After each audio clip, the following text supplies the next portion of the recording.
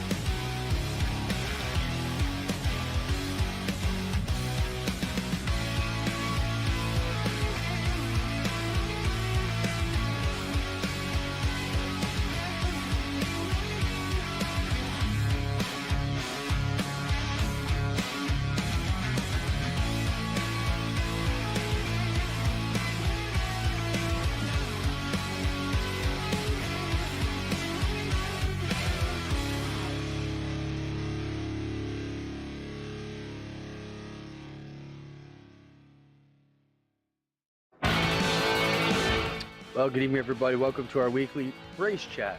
Adam Ross and Clinton Jeffrey are live and interactive every Tuesday night. Rivals Race Chat is your home for race discussion, debate, news, interviews, and more. They'll even take your questions and comments live on the air and talk to some of the newsmakers each week. Tune in every Tuesday night at 8 p.m. on GeForce TV.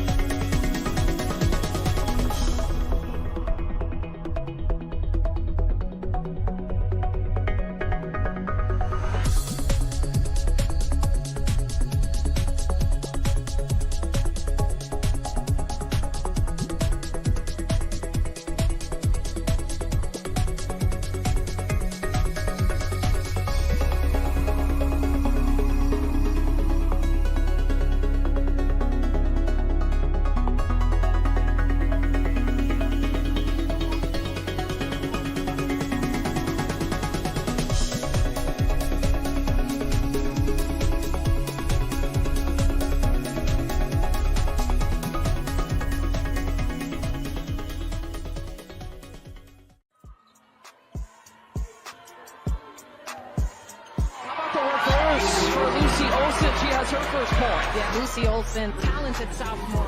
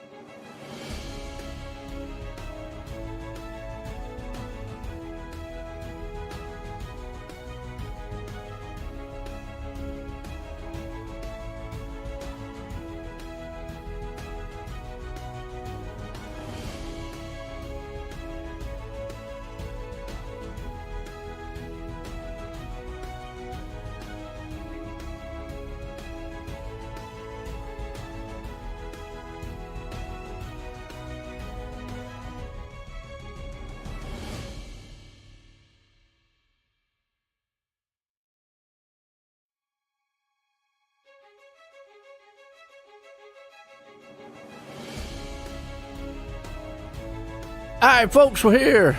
Hometown Heroes. And you've been living under a rock anytime soon. Well, I'm going to tell you what, you're gonna see some good stuff. Well, I'm Joe White up here in the booth. And Corey, we got the Coast2Coast Racing League up here tonight. Fast Line Racing Bodies, Hometown Heroes. And we've already got heat race number 1, Fast Line Racing Bodies. You're looking for some good quality racing bodies from a former regional short track champ, Dan Chapman. He's in a hotbed there at Clarence, Iowa. Definitely check him out. Let's look at the grid right fast as we got John Rayner out front. Gavin Chatham right there starting in second. Cody Graham going to start third. Joseph Grandy in fourth. John Krupa up in the fifth. Joseph Canellis there in sixth. Trent Restraight, he's going to be in the 7th place spot, excuse me. Corey, last night, Topside Tuesdays, the late models, they put on a great show. But it was I'm going to have to say the race at North Wilkesboro. Started out a little rough, but man, that thing ended up in an exciting finish. Almost came down to fuel mileage, but man, it came down to some wild racing there at the end. Well, how was the dirt late model? Because this is a dirt track, and I don't want to know about the dirt late model. Outstanding. It was really good. Was they? It was. Liked it. Telling you. Hey, we got some asphalt coming up later on tonight. We got to get through these dirt races though first. You know, we've been doing it after tonight, 2 more weeks. We crown champion at the Hometown Heroes. So it's been a great season. Green flags in the air. As these are the 305s, we got the 360s and the 410s. We've talked about it all season, Corey, and you've mentioned it as 305s. We've seen some wild stuff the last couple weeks. Them getting up there on the wall and so forth. Yes, we have. The drivers have figured out how the track changes adjust throughout the race, throughout the night. For the 305s, they figured out they can hold the momentum up on the high side, but right now they're rolling around on the bottom. Cody Graham leading the way over Gavin Chatham. Lap number 3 going to be scored this time by. It is. You got Canellis there in third, straight, and he's already moved up 3 spots to 4th. So he's on the move. Krupa back here in 5th. Rayner, you got Grandy, and a battle for second. Here comes Chatham and Canellis. They're going to mix it up. Remember, you were talking about these 305s. It takes more momentum to get around somebody, and once you lose that momentum, well, you're almost like a sitting duck. Absolutely, and the draft is a big factor as well here in a 305. If you're back behind a car, you're going to kind of pull in, kind of like you would on a plate track in the NASCAR side of the world here. Yep. And you can see it right there as everybody's kind of just staying in the groove, which right now, track looks a little bit more tackier, not slicked off like we will probably see later on. Bushing's not pushed up against a wall quite yet. They'll get there, though. Yeah, they have not pushed the marbles up, but last lap here, can Gavin get around the other Graham, Cody Graham, right there in front? One last shot out of Gavin Chatham, not going to be enough. Give the win to Cody Graham for heat race number 1. A nice one, too, man. That's going to push us to heat race number 2, Langdon Mechanical. And they Langdon Mechanical second to none. Heat and Air Conditioning Company from Hamilton area. They promise to their customer is they'll have their own trained professional Langdon specialist there every step of the way. So if you want to enjoy that 100% from them, check out Langdon Mechanical. As we look at the grid, we got Anthony Moreno. Hope I said it right there. Moreno. Morano, that's right. Yep. And now up front, we got Joe Moose right there in second, then Jacob Moose. So we got the Moose gang hanging out second, third. Dak Chapman's starting 4th. We got Bill Calder up in 5th, and Jeff Flero, he's going to be in the 6th place spot. So here we go, more 305 action. And you talked about the late models last night. Unfortunately, one of the Mooses got killed on the track. Oh no. They did. They turned him over. We shouldn't laugh about that. I know, it shouldn't be. Moment of silence. Moose fell over. Oh no. Oh, man. We like it. Moose game.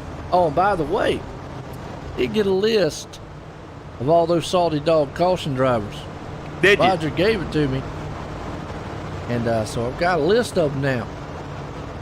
Got Gary Taylor, John Rayner, Bill Calder, Green flag. Jim Bowie, Joe Canellis, Mike Cranmer, Pat Boyce, Roger Craig, I knew Craig was in there, Roland Olson, Steve Moyer, and Steve Bixler.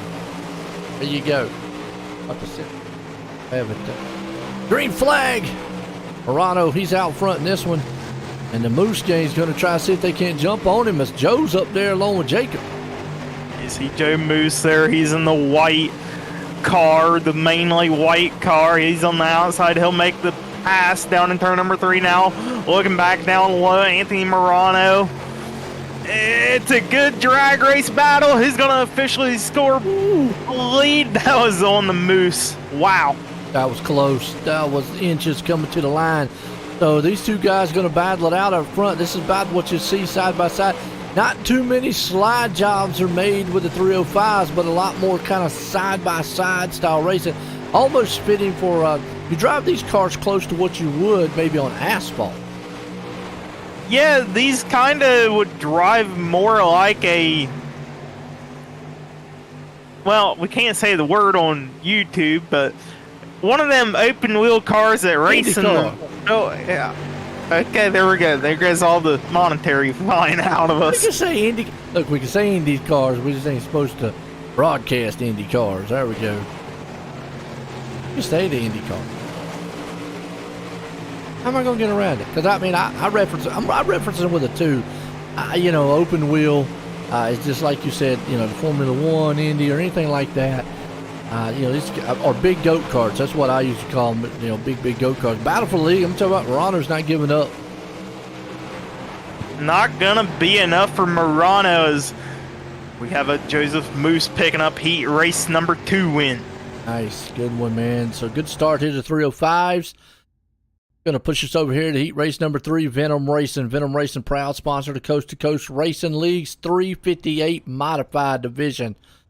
The grid real quick. Gary Taylor's going to be the man out front. Stephen Bixler there in second. Patrick Spangler starting third. Kurt Schatzer in fourth. Roger Craig fifth. Brian Dittmer up in sixth. So we talked about the Salty Dog gang. Looks like we got 3 of them in this one at least. So guys, don't fall asleep behind the wheel.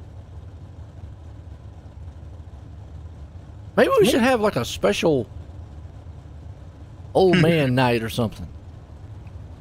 Can we get you involved on the racetrack? Ain't a senior citizen.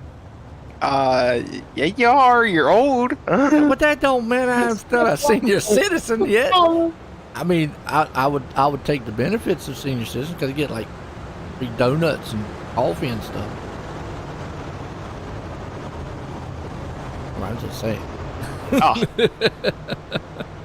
Everybody's told Joe that he's old. Look. Man. Young people. Pace trucks in going green. Taylor company up front. Bixler, Spangler, Jatzer, Dittmer with Craig. Who's going to be?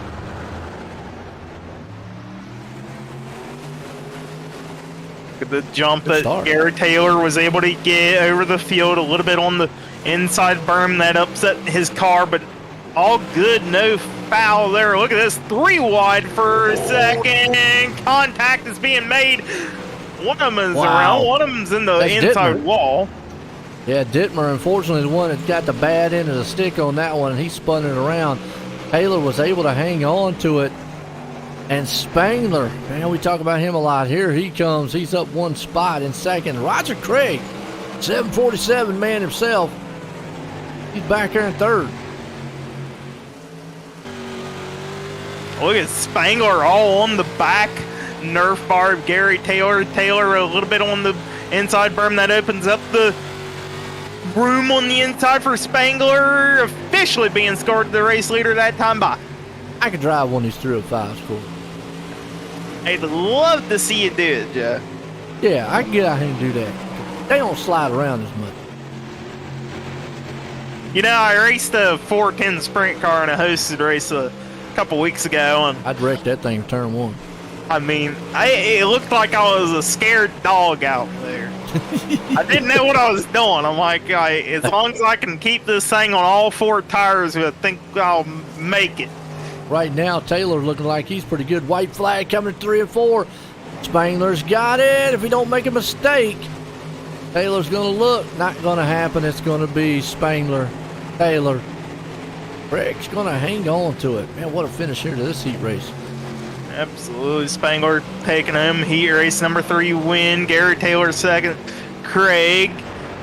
And Kurt Thatcher, he's going to score out in 4th.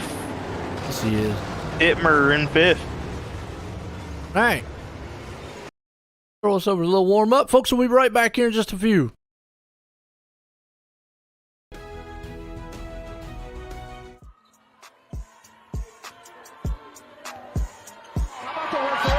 For Lucy Olson, she has her first point. Yeah, Lucy Olson, talented sophomore.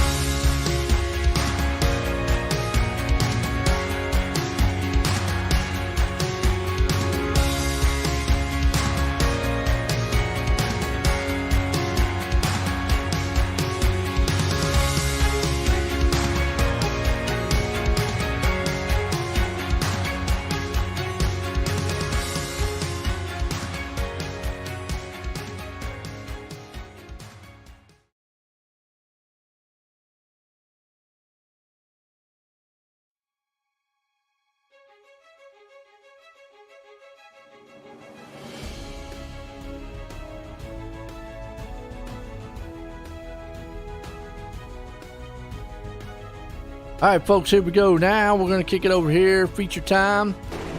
Guys got a little bit of warm up in them as we're going to look right fast at our Super Dirt Car Series starting line up here. And they are the Northeast Premier Series, showcasing the big block modified Premier drivers from Florida to Canada. The Super Dirt Car Series. You got some of the most exciting dirt tracks in front of the most biggest crowds. Got the ground pounding, earth shattering, window rattling beasts from the Northeast Super Dirt Car Series. Let's look at the grid. Got 19 bad boys out here, going to look pretty good. Cody Graham going to start it out front here, though. John Rayner's going to be the one far back in the back. So, remember last week, Patrick Spangler, he couldn't buy a good start. Got a good start now. Yes, he does. He came out of that last heat race, started 3rd in heat race number 3, was able to pick up the win, so he'll have a good start for this feature in the 305s. Looking for win number 5. Yeah. Cody Graham started out here. Joe Moose. 305s, then we got the 360s right after this. The wheels spin when they take off of these. Both Cody Graham and Joe Moose, they're looking for win number 1 on the season. Yeah. Now, I gotta ask, because I know these cars don't have starters, push start. Do they don't line up in the pits like Nah. so they're Usually pushed they out, have they're like pushed a- out on the track, aren't they? Yeah, usually they have a four-wheeler or a side-by-side, push them onto the track, and then either a truck or a side-by-side pushes them to start the car. That's what I thought. And then they're from that point, once they're started, they just kind of roll and start like. Fire racing needs to get to where to get a little four-wheeler pushing mine out there. More like a side-by-side. I've never officially seen a four-wheeler bump start one of these, but I've seen side-by-sides, which those are everywhere. That's kind of like what they do to push the drag cars in NHRA off the track. Thing on the side. What you talking about? You mean like a UTV, a utility vehicle, Yeah. side-by-side. All right, here we go. Going green. Top side orange. Top side 2. Hometown Heroes. Night off. Green flag 305s. These things are stacked up. Look at this, 2x2 all the way through the field. Absolutely, still 2x2. Your race leader Cody Graham a little bit out by himself, and now look at this, almost 3 wide. Spangler, he's gonna get pushed all the way to the inside berm.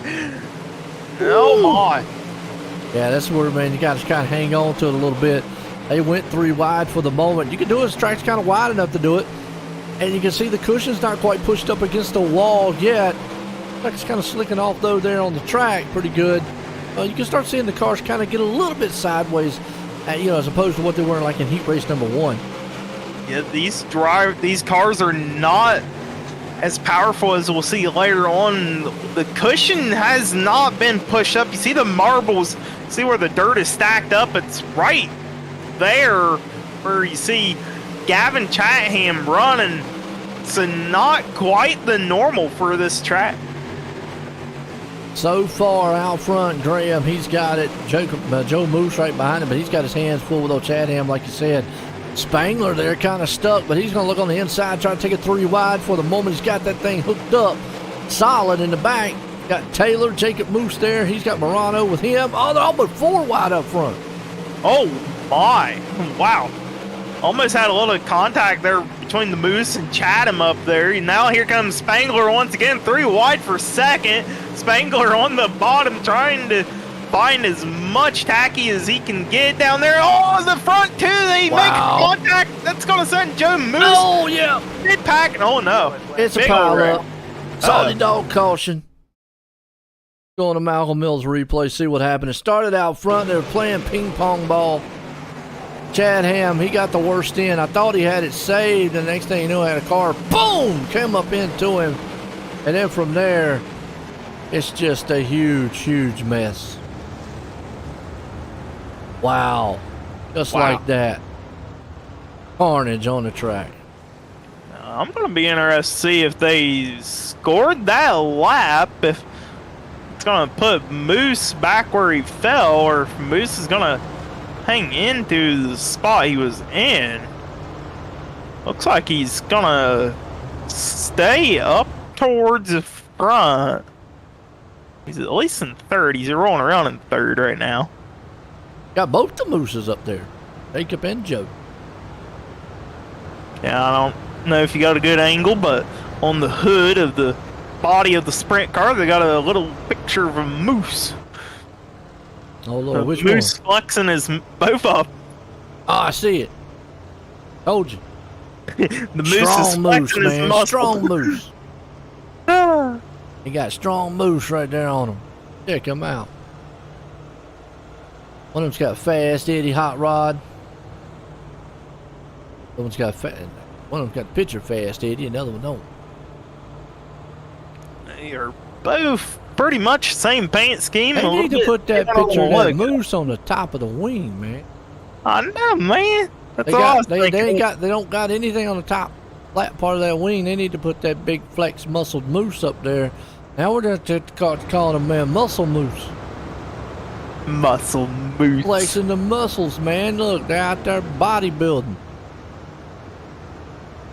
Tom Lee.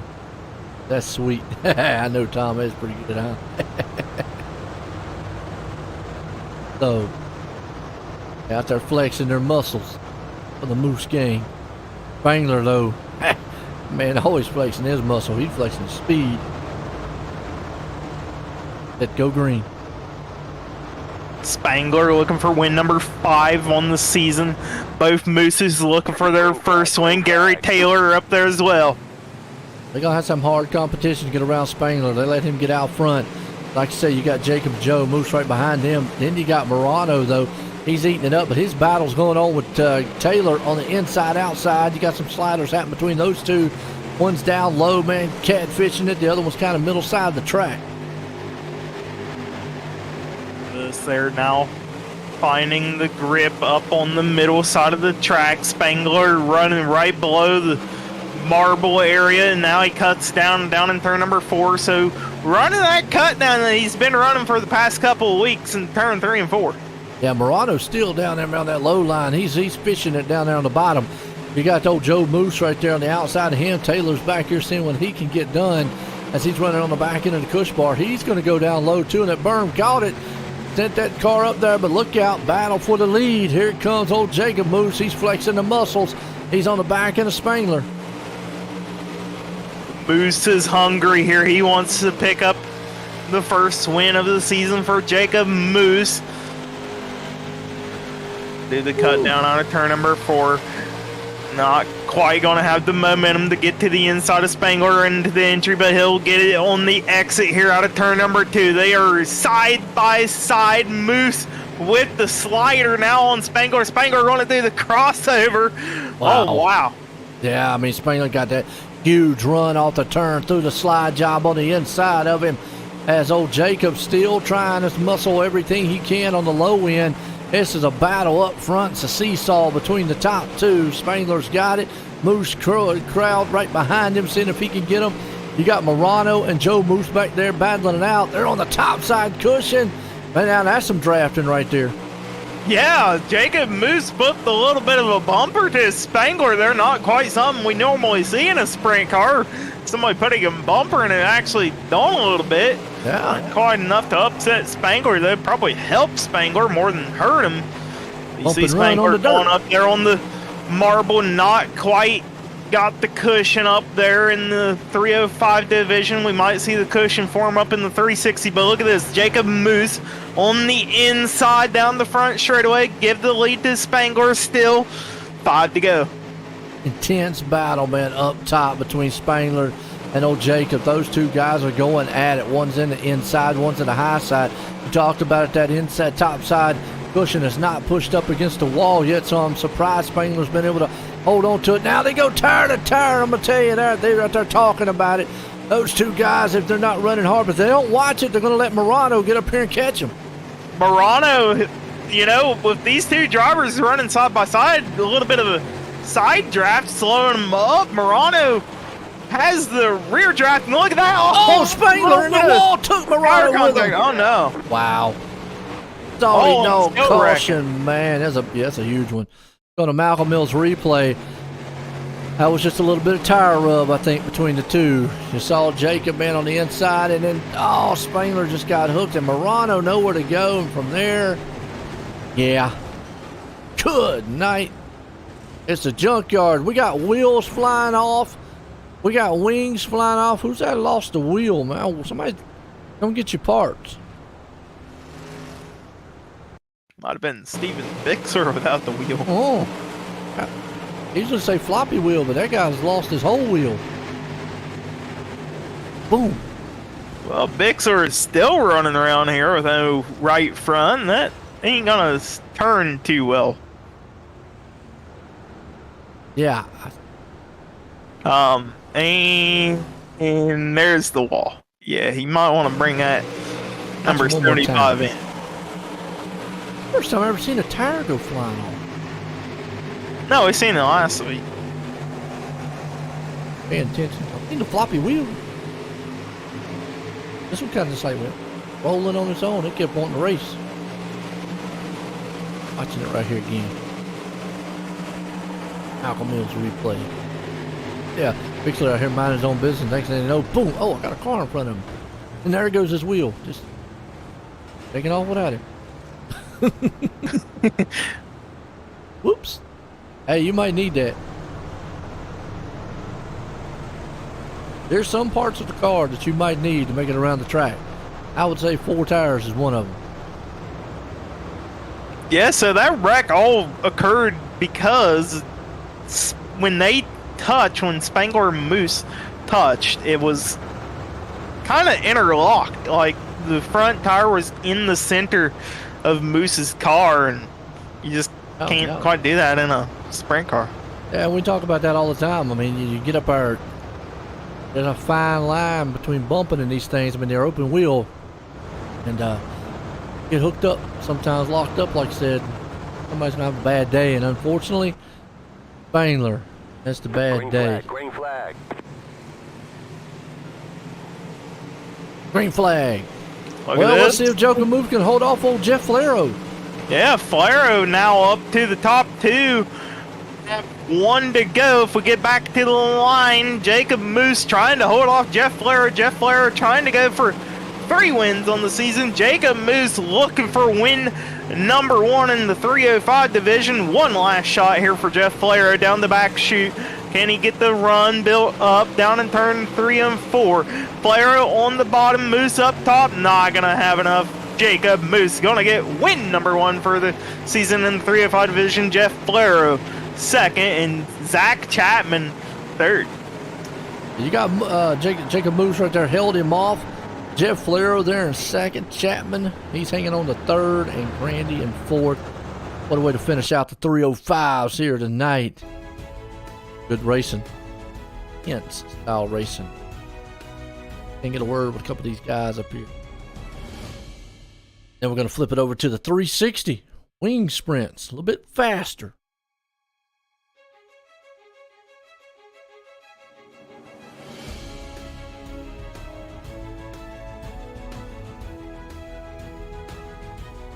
Boost man up here. Put him. Jacob, join the booth. Got a copy? Got a copy.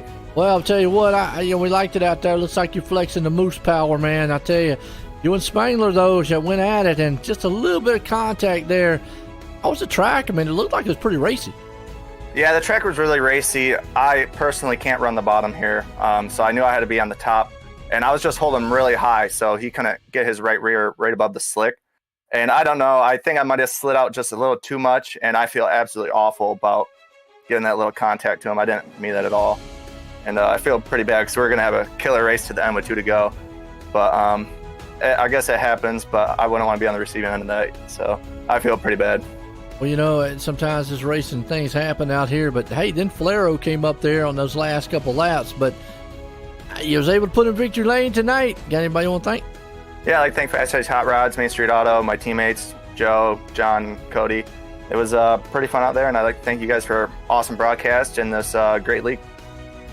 There you go, man. Put it in the Extreme E-Speed TV victory lane. Jacob Moose. Well, let's bring up our third place man, Zach Chapman. Hey there, Zach. You got a copy on me? Yeah, hey, what's going on?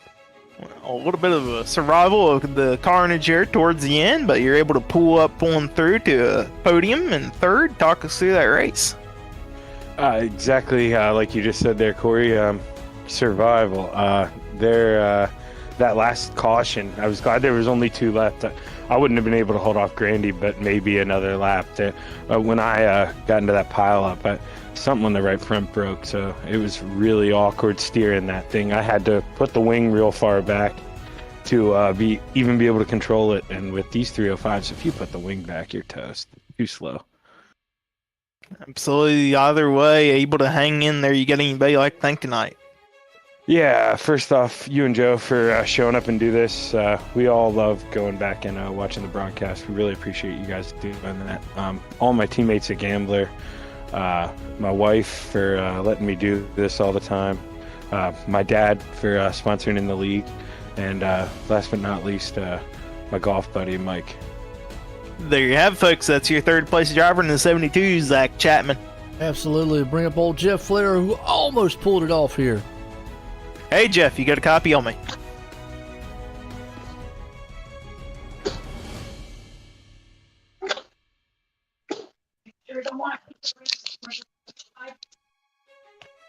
Hey, Joe. Hey, Jeff, you got a copy? I do. Well, man, able to survive a couple wrecks there in the 305 division, put yourself into the second place. Talk us through that. Yeah, it was crazy. I was a little bit worried on the starting on the outside, but I managed to mostly stay out of trouble. Yeah, it was a lot of good racing going on up there, and sometimes accidents happen. Absolutely. Well, it's a good points night as well. You're chasing down Patrick Spangler in the points here in the 305 division. I mean, either way, it's still a good finish. You got anybody I like to thank tonight? Yeah, I'd like to thank my wife for letting me do it. Sweekin Speedway, Northeast Outlaws, Motorsports, you guys, and Roger and his team. There you have, folks. The driver in the car number 200, Jeff Flair. Yeah, absolutely. Folks, don't go anywhere. We got 360s coming up here next. We'll be right back here in a few.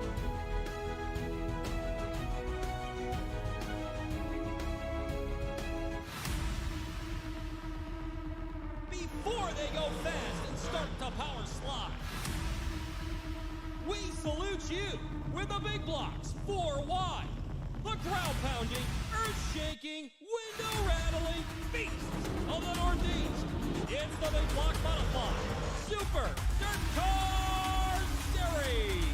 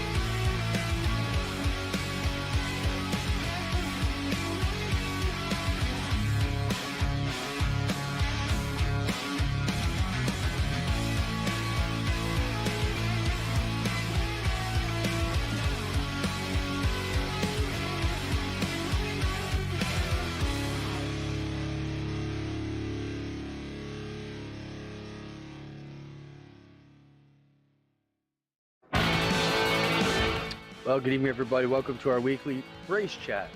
Adam Ross and Clinton Jeffrey are live and interactive every Tuesday night. Rivals Race Chat is your home for race discussion, debate, news, interviews, and more.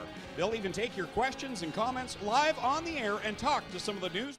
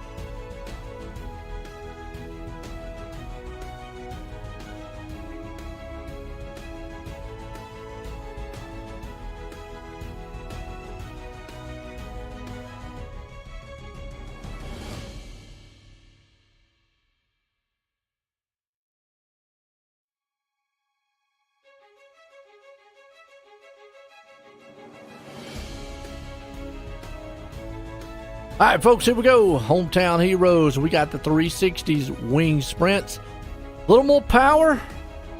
You'll be able to just kind of maybe put a little more of a slide job on somebody. Kind of slide these around a little bit easier. Don't do like that car just did and slide it into the inside of it.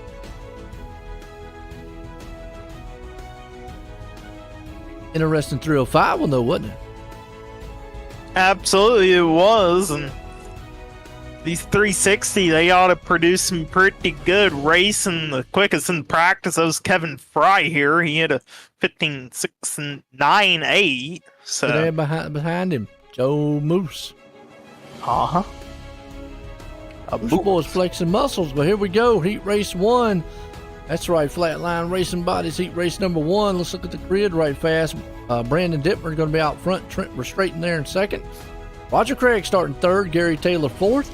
Anthony Morano is going to be there in fifth. We got Kurt Schatzer going to start in sixth. Joseph Canellis going to be in seventh. And Patrick Spangler eighth. And Patrick, he just cannot get that draw, can he? No, he cannot. And, you know, Spangler going for win number 6 here in the 360 division. The only other 2 winners were Brandon Dittmer and Jeff Falero. So Dittmer starting out pretty good here in the 360 division. He's on the pole for a heat race, getting the best luck of the draw he could possibly get. If he wins this, he'll start pole for the feature. Roger Craig starting up there in third, so he got a pretty good starting spot. Here we go. Cars rolling off pit lane. Getting set. These are the 360 wing sprints.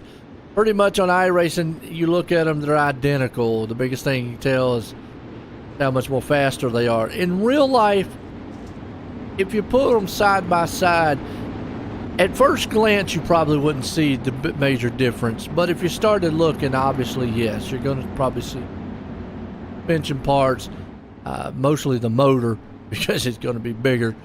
And but as far as maybe like the bodies and stuff, they might be kind of equal. I don't 100% never saw one in real life, but here we go. Dittmer, we're straightened out front. It looks like they got the Casper machines out there. I think your trading paints just hasn't updated yet. Yeah, we're just all sweet time.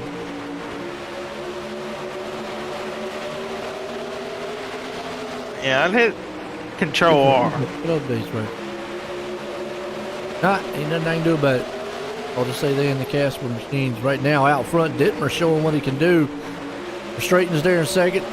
Taylor right in third. Schatzer hanging fourth. Craig in fifth. Canellis up in sixth. Spangler trying to come through the field. Right now, not too much top-heavy style track. And looks like they're trying to get this thing a little slicked off in parts.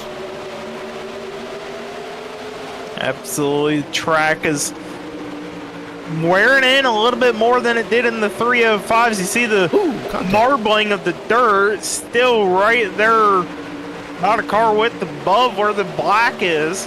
That's where they're putting down the rubber. Oh, right there, Schatzer, man, got a little contact with old Taylor, as that's going to lead him back there in the clutches of Roger Craig. Craig still seeing if he can't look on the inside. Here comes Spangler with him. White flags out. Might be Dittmer if he can hang on these last 2 turns. He's going to. I don't think Restraiten's going to have enough muscle to get around him. It's going to be Dittmer, Restraiten, Taylor to bring this one home as they come out of 3 and 4. Beautiful slide job there. Awesome race. Heat race number 1. Heat race 2, Langdon Mechanical. Let's check out the grid here. Gavin Chatham going to be the man out front. Stephen Bixler starting in second.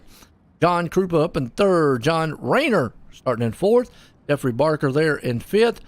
Chad Cote in sixth. Cody Graham in seventh. And Zach Chapman there in the 8th place spot. Solid heat race to start us off. Yeah, 8 cars in this heat race as well. Assuming everybody takes to the grid, we're still waiting on Stephen Bixler. There he is. Absolutely. Chatham.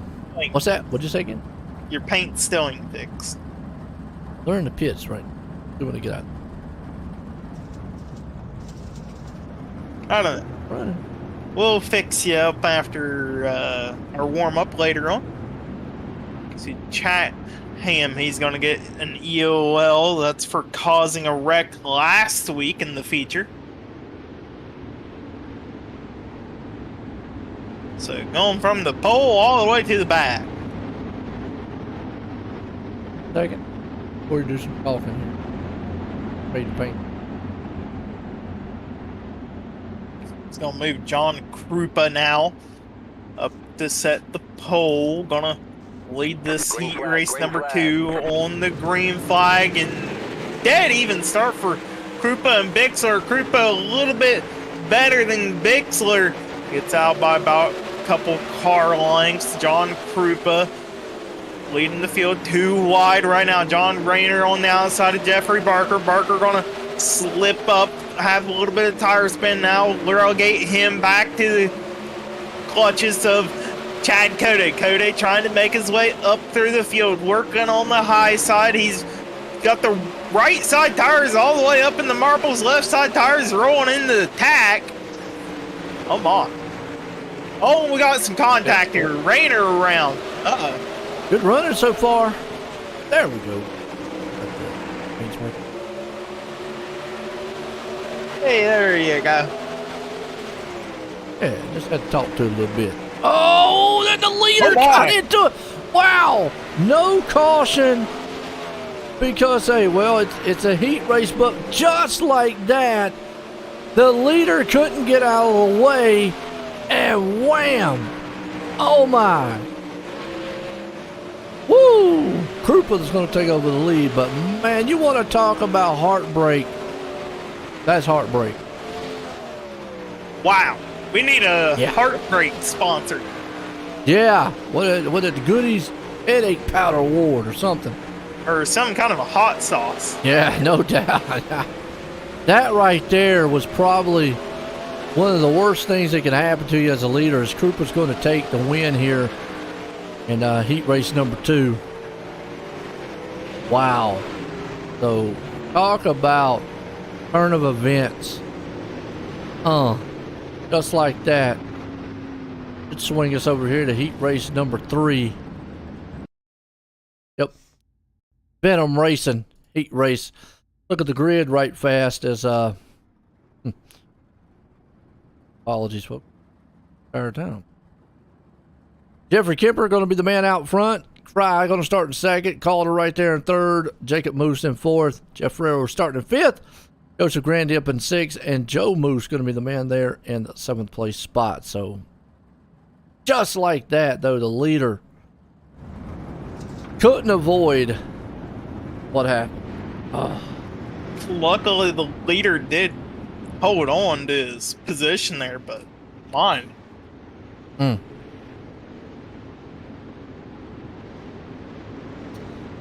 right, more 360 wing sprint action here. Kemper, Fry, Jacob Moose, and Joe Moose in this one. So the Muscle Moose gang. Sounds like a drink. Oh, no. Probably could be. Well, you got muscle milk. Why not have come out with a Muscle Moose? Green. What do you think? Sure. Why not? Green flag. Kevin Fry out there. Jeff Flair, who almost stole this thing away earlier. He's back there in the 5th place spot. Fry, though, he gets out front. Kemper's right there on the inside. Here comes Jacob. He's going to see if he can't fly high on the outside with Grandy there on his back bumper. Everybody kind of single file right now. Remember Kevin Fry, quickest in the practice here for the 360s.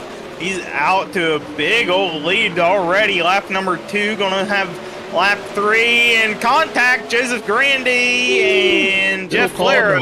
Yep, Flair, yep. Yeah, just unfortunate right there between those two. Flair was able to keep going. Looks like Grandy's not. Meanwhile, Fry's out front making a little bit of a gap between him and Kemper. Kemper's still trying to hold off one of the Moose gangs there, Jacob. He's got Joe right behind him, so maybe they can hook up, take over that 2nd place spot. Then they'll be 2nd, 3rd. And take up 1 and 2 if they keep going.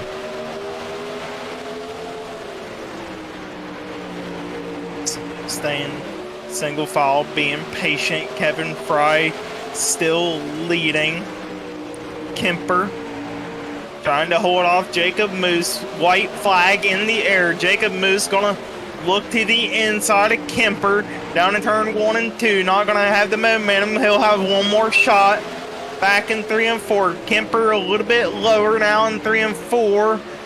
Not gonna be enough. Kevin Fry gonna pick up the race win. Heat number 3. Kemper second. Jake Moose and Joe Moose your top 4. Yeah, good run there too.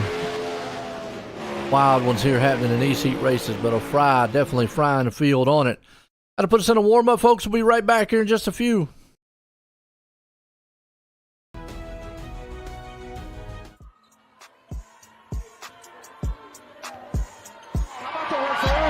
Lucy Olson, she has her first point. Yeah, Lucy Olson, talented sophomore.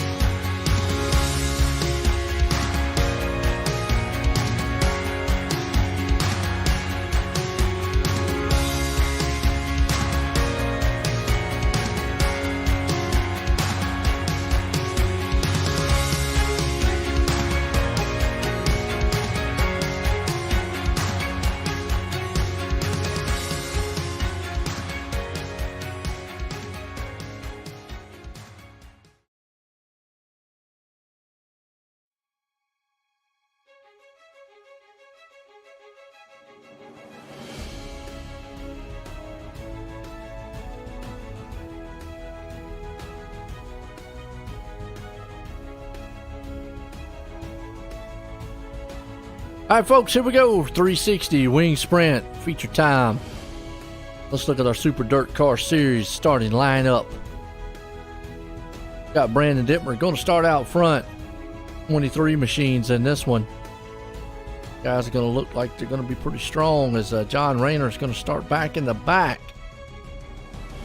Oh, think Corey. We'll pull this thing off. Well, I mean, you know, there's only 3 winners here in the 360 division. So, I mean, a lot of them, I do believe the only one that has a win up at the front, that is Brandon Dittmer. He has 1 win on the season. The other 2, Spangler back in 16th and Valero in 15th. So, our winners have got some work cut out for them, not getting the draw that they want here tonight, especially Spangler and, like you say, Bixler in the back. Valero, my bad. And Dittmer with 1 win, so he's Dittmer got only the draw. Yeah, Dittmer might is the only one that has a good chance at coming home with the second win of the season here. Lucky draw.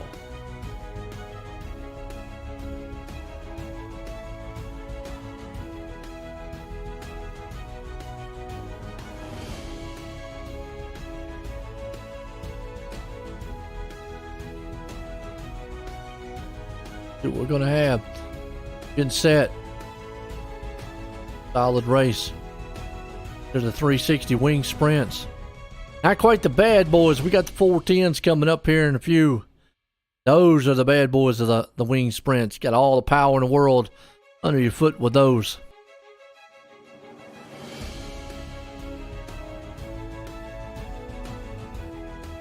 Still got to be careful in a 360. The rear tires can spin. You see the car blinking there. That's Zach Chapman. Definitely don't want no blinkers. Pace truck's in. Dittmer and company up front. About to send them green. Flag man, he's about to throw his arm out here in a second. Goes.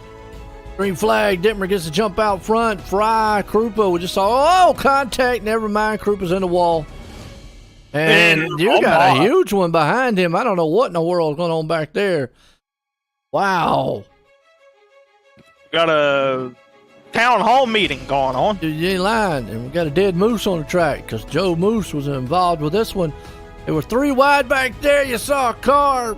Man, we need to clean up on aisle lane 1. Good grief. Good grief. There's just like 7 cars all in a hall there. And yeah, they were like, they were in a town hall meeting. They definitely was something. Guys were just talking about it. Hey man, how's your car look? Mine's looking pretty good. All I see is the upside down. See the guy's drive shaft on his. Didn't even get past the fireworks. We had it on lap 1. Who is it that is the mayor of that one town up in Iowa? Roger, let me know who the mayor is if you're not racing. He's racing. He's busy right now. I don't know. He told me who it was at one time. I forgot. I know he told us, but he's told me probably a million times, and I just keep getting. Well, I mean, we can. That's why I keep a young person up in the booth with me, but obviously the young person keeps me too. Well, we can kind of work this out here. He's from Iowa, so he's got to be in the Midwest, right? Wow, you know.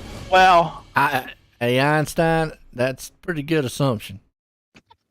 Okay, so that's like saying, hey, look, he's from California. I guess he's out west somewhere. Really? I think I figured it out. I think it's Steven Bixler. I mean, it says mayor. I think it is. I think it is. I mean, he's got mayor on the wing. So. Problem is if it is, then he's out. Mm-hmm. Yes. He didn't fare too well in that pile up. Yeah, well, I mean, it's true. They were having a meeting at the town hall. Yeah. Guys, we need to work on this. Pace truck's in. Here we go. Back greens. Try it again. Kevin Fry, Dittmer up front. You see Dittmer gets to jump on the field. They're going 2x2 all the way back. Straight in there, man, goes up to second. And along with Fry, they're going to single file for the moment. You got to go back around 4th, 5th, and 6th place spot. That's where Jacob Moose, Kemper, and company, they're going to go one's low, one's high. Absolutely. Kevin Fry with the slider on Trent Verstraeten, and that's for second place. The next battle heating up. That's Valero on the inside in the blue car. Chad Cody up top. Jacob Moose in the white and black. Uh-oh.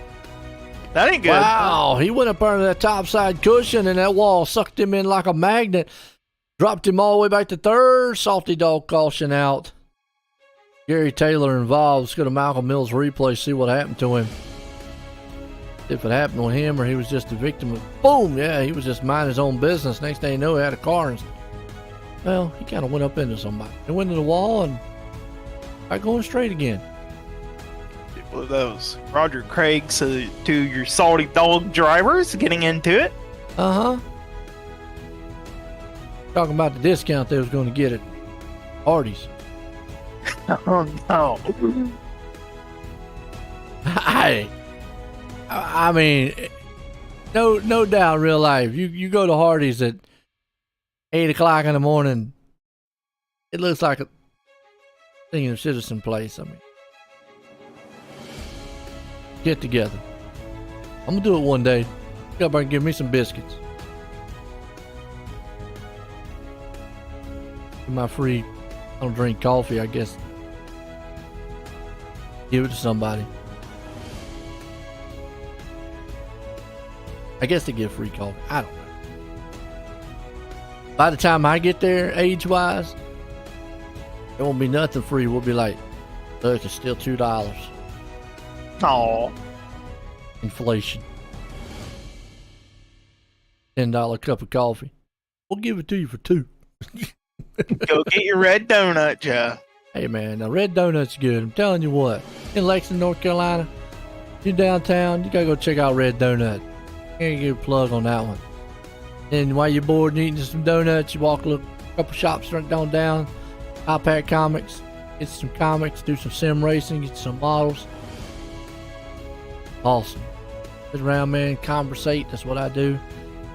I don't get to do it much because, hey, I'm up here doing some Hometown Heroes on Wednesdays. Hopefully some of them guys out there watching. Sometimes they do. Because they have their little sim racing runs on Wednesday night, so it's awesome. Here we go. Dittmer out front, getting set to go back green. Kevin Fry. Trent Verstraeten and company up front. That caution might have helped Dittmer. Able to get back up front. Remember, he hit the wall earlier. Absolutely might have helped him, but look at this. Kevin Fry not going to give way to him. He's on the inside, going for the slider out of turn number 4. Dittmer on the cross back. Oh, Salty Dog caution going to save Dittmer there. Anthony Morano at the back. Oh, there's a product of nowhere to go. Don't know who that was in front of him. Next thing you know, that car's bouncing and hopping and barrel rolling. It won't stop. Look good. It fell on his lid. Does he have a floppy wheel too? His wheel was, but his what's it called was. What's on the side of Dittmer goes from 4-sail to something else on the side of his wing. He can't get the inside. Well, his one side says "Hi Marty," and he has a picture of a kid on the right side wing. Has a picture of some guy on the left side. Only get to one side. Not sure, but looks like Dittmer, that right front looks to be broke. It is not supposed to look like that. What does it look like? It's supposed to look straight like the other wheel. I mean, you remember he hit the wall earlier, so could have knocked the camber out of it a little bit. See if that affects him at all. So far, hey, if it has, it might. You know that old saying sometimes, man, the car's driving terrible. Hits the wall. Hey, you know what? Driving great now. Remember hearing that? It's wonderful. Maybe hits the wall and now it's driving great. Fixed whatever the problem was. Well, we're on single file, third caution in the 360s. We go single file at caution 3 if we haven't passed lap number 10. True. So Dittmer gonna be in control. The pace truck is pulled in. And Kevin Fry get the run. Look at that jump that Dittmer gets up. Does. Dittmer Fry out front. Talked about that cushion coming into play, and now they've pushed that thing up against the wall, and they are banging off the top end of it right now. You see Dittmer up there playing very dangerously up against that wall, getting that back right rear tire there, and that actually helps straighten the car out. You know, sometimes you might think, why in the world would he get up there and hit it like that? Well, it actually sometimes can help, but if he hits it too hard, it can definitely hurt because he can suck that thing up in there like a magnet. On for Salty Dog caution on the track. Craig. Oh no. Craig says, I'm going to just exit this one early. Yeah, man. Boom! Into the wall. Another Salty Dog, man. Got it. Man, Roger Craig going for a ride. Woo! That 747 didn't last. Done. Yes, he Now is. we can ask Roger, man, what we was going to ask him about the mayor thing. I think we determined it's definitely Steven Bixler because it says mayor on the wing. Wait, is he still running? He's still on the track, one lap down, but I can see him. Mayor. I must say it on the other side where I can. oh, you can see it from there, kinda. See it on the front? On the front? You look Yeah. like where, on the green. I always thought that's supposed to be their name. It is their name. Well, Well, name his name's or not nickname. Mayor. Well, some drivers put their nickname there. Come on, he ain't gonna be like, yeah, my name's Mayor. Okay, I should have put my name there, but I didn't. Well, now look, we can't put what your name is out there. I know. Bad driver.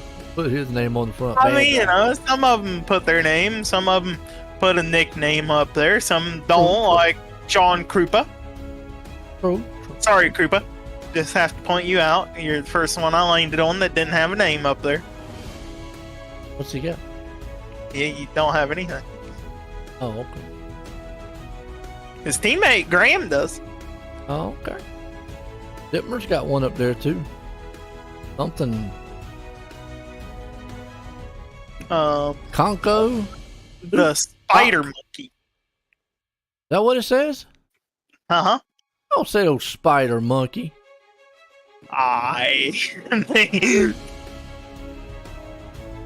That does not.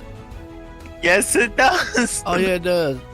I see it now. It's got, from the way I'm looking at it, if you see it from this angle, it looks like Taka Congo. Something like that, something weird. And then when you see it straight on, you see where it says. But if you look at it at the angle I was looking at, that's why I was like, where are you seeing spider monkey at? But hey, well, now he's acting like a monkey. He must be listening to us. As he lost concentration into the wall, Dittmer's up into it. Fries are in second. Restraiten's right there in third. Oh, Dittmer, pay attention to the track. Don't pay attention to us. Chad Ham's going to go around him, though. And again, Dittmer's in there. What? He might want to think about just staying on the low line and... Wow. Well, if he didn't have damage, he probably does now. Yeah, It looks like it line. actually straightened out that right front tire that he was having problems with, but it looks more That thing is like wicked mechanical loose, damage. man. Yeah, it might have broke a left rear shock. That car is dropped on the left rear. It is not handling good. Oh, they get a little bit sideways there. Oh, never mind. Wow. Done. We kind of saw that one coming. On the Malcolm Mills replay. We kind of saw that one coming. You can see right there. I mean, Dittmer's just out there on a roller coaster ride. And yeah, right there it goes kind of crooked. Just can't handle it from right now, and goes into the turn. Happened in front of him, nowhere to go. Try Boom to into the move wall. Well, if the car wasn't broke, it is now. Yeah, coming in the pit. Yes, he is. He's gonna get that quick fix whatever broke on that automobile. Fry out front. We're straight in there in second. Crazy.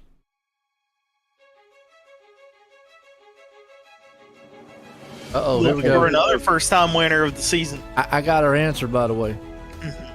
Yes, Steve is the mayor of Clarence, Iowa. He has also race control in this race. That is Marty.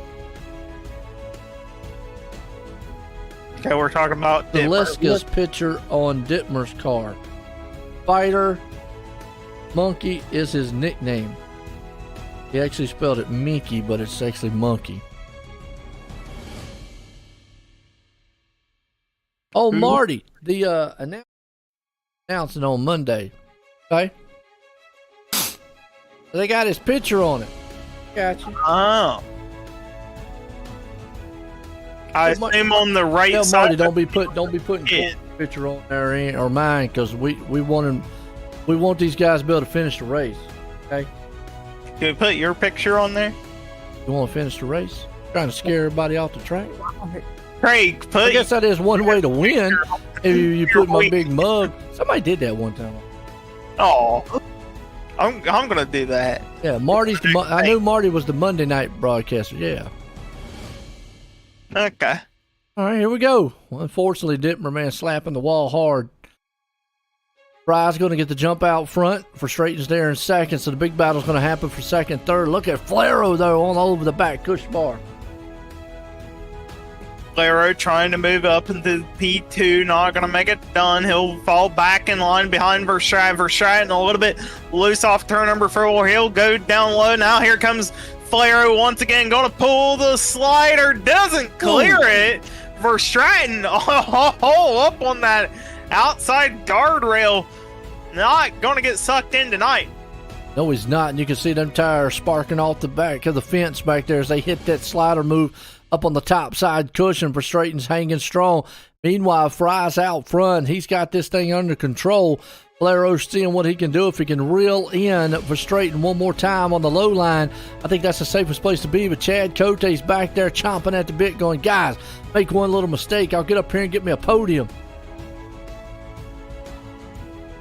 Absolutely. Oh, and look at that, Chad Cote, a little bit of a blink action right there. He blinks back in, blinks back out, blinks back in. Not what you want to have happening when you're going 3 wide almost into turn number 1. Uh-oh. Oh my. Wow. Boom. Never mind. Verstraeten gone. And no caution. Verstraeten is still straight on the track, but that car is hurt. Yeah. We might see the caution. And there it is. Woo. Yeah, that unfortunately took out Patrick Spangler. Oh, man. Ouch. Let's go back on Malcolm Mills replay and watch it one more time. Up on the cushion, little blink right there, Cote. Next thing you know, he's in the side of there. Probably should have stayed down low at that point. And Spangler just right into him. I would have said on that deal there, if anything, you knew your car was way hurt. Stop, towed it, set it at that. Unfortunately, coming up on the track, ended Patrick Spangler's night. Yeah, and Spangler coming in as the points leader over Jeff Flaro. He came in. Now they do have, when we're talking about right in the pit, points. They do have what they call a penalty system here, and this week 10, the 360s. There was a couple of them out there. You've got Gavin Chadham, who got an EOL in the heat. Really was the only one. Our 410s, no penalties. So they do get penalties here for things that might happen on track and week to week. So race control does look at stuff. Things happen in racing. We understand. And they are penalties. You might get a week suspension. Seen that happen. Points, EOLs, and heats or features or that. Maybe race control deems that you could have avoided. Let's just say it that way. We don't get into all that because we just get into the excitement of the track up here. Right now, Kevin Fry is making it exciting. Free to go. Green-white checker. Yeah, Fry going for his first win of the season here in the 360s. Jeff Flaro trying to get winner, shouldn't we? Yeah. Flaro has one win so far. So if Flaro picks up the win, we'll have a repeat winner. If not, we should see a new winner. Here we go. Kevin Fry with the good launch once again. And that's what he needed. He needed to get out and get out far ahead of Jeff Flaro. Kevin Fry. Going to come around. White flag one more time. Fry's going to take it if he can just manage and hang on to it. I think Flaro is too far back to make any kind of move. He's got to worry about Cote firing it off on there on the inside of him. And those two guys are going to go at it for second and third. Kemper's a little far back. It's going to be Fry at a 3 and 4, winning this one for the 360 wing sprints. Flaro's going to hang it on to second. Cote's going to bring her home in third. What a finish. So far, 2 first-time winners for the season.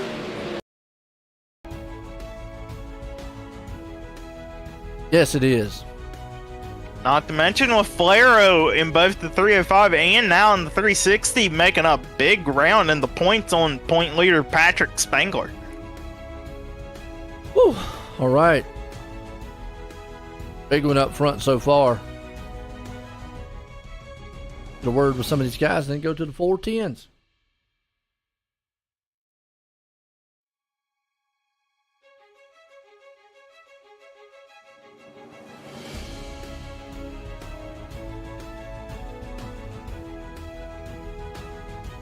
All right, let's get a word in with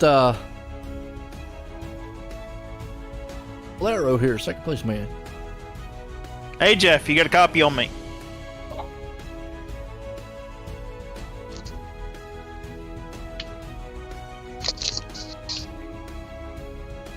Jeff, you got a copy? Hey, yeah, I got a copy. All right, well, you made up a lot of points here in the 360 division once again over Patrick Spangler, your points leader. But talk us through that race and how you were able to make this thing done. Yeah, it was pretty crazy. We were able to get three high up pretty close. I think it was Chad and maybe Trent or whoever it was. Going pretty hard, and it was getting pretty slick up top. It was a little bumpy. Absolutely, a little bit slick up there, but you're able to hang in for a second place in 360s. Got anybody like to thank? Yeah, thank you guys and Roger, his team, my wife, Oswego Speedway, Northeast Outlaws, and hopefully I can do a little better in the 410s. There you have, folks, your second place driver in the number 200, Jeff Flaro. Absolutely. Well, let's bring up old Chad Cote, who tried to get up part of that second place. Hey, Chad, do you get a copy on me? I got a copy. Well, man, up 14 spots from where you started to top 3. Just talk us through that race. Yeah, I missed the big one at the beginning, so that helped. That put me probably, I think, in the top 10. And then after that, it was just run the top and try to avoid the guys that were bouncing off the wall like crazy. You was trying to do the cut down lane on Jeff Flaro there at the end. Do you think you needed a little bit more tackiness on the track, or what do you think could have made a difference? I just needed to be a little bit better. I could have had them, but I really wish they would get rid of mirrors in this game, because I think they're really starting to be a problem in some leagues and some races, and it shows. But I mean, that's here nor there, I guess, right? But other than that, it was a good race. I'll take a third. Absolutely, man. A third place is nothing to be upset about. You got anybody you like to thank tonight? Yeah, just my whole race team, American Dirt Motorsports, Dirt Company Media House, Ram Designs, 34 Raceway, you guys for the broadcast, and Roger for the league. There you have, folks, your third place driver in the 11 car, Chad Cote. Well, let's bring up the man here in Extreme E-Speed TV's Victory Lane. Kevin Fry, Joe White in the booth, got a copy? Yes, sir. Got you loud and clear, buddy. Well, you was able to hang on to it out front, put it in Victory Lane. I mean, was the track, how was the top side, though? Man, that thing looked like it's pretty treacherous early on. Yeah, that's one reason I don't go up there very often, because it's treacherous, it's bumpy. In the VR, it's not very pleasant at all. But that's why I was doing the sliders most of the time, or half sliders, because I can't with the top for some reason here. It's just too bumpy. Well, you look good, look strong, able to put in Victory Lane for the 360 wing sprints here. You got anybody you want to thank? Absolutely. I want to thank my team, Dirty Sim Racing and then Dirty Sets, for all the setup help and all the help that they give me throughout the week. Pointers teaching me, what lines to run, what not to run. For you guys, put on the broadcast week in and week out, making us look good on the TV. Roger for putting on this great, awesome league racing weekend, or every day, pretty much throughout the week. So, and I can't thank the wrap guys at my wrap shop, 2-1 Designs. Can't thank them enough to keep my wraps looking good. Well, there you go, man. Winner tonight, 360 wing sprints. Folks, don't go anywhere. We got the 410s coming up here in just a few.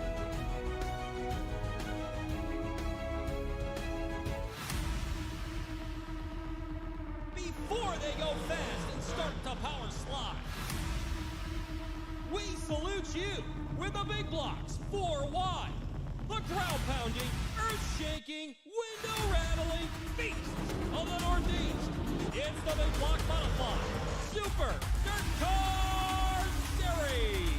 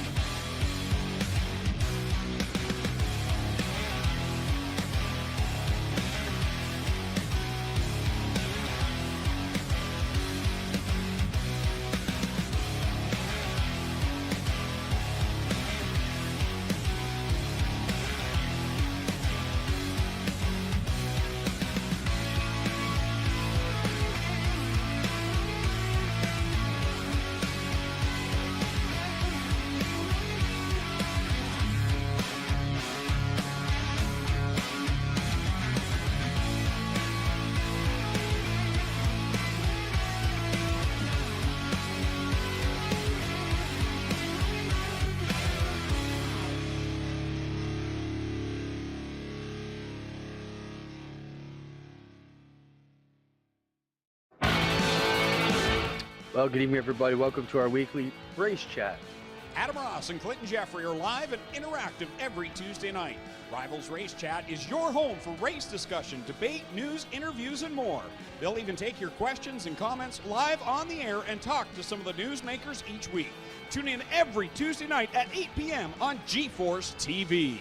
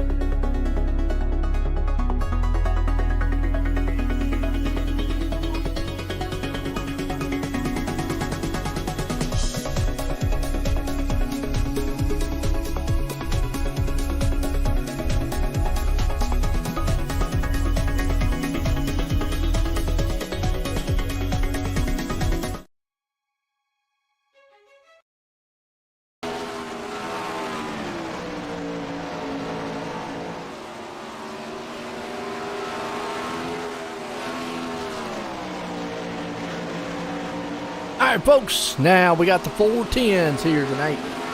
Flatline Racing Body's hometown heroes. Be a solid race for these guys. Filing in a few more here, so we'll probably give them a few more seconds, but been a good one. Corey's over there shoveling his sub right fast. That kind of sub he's got, he ain't sharing it with nobody.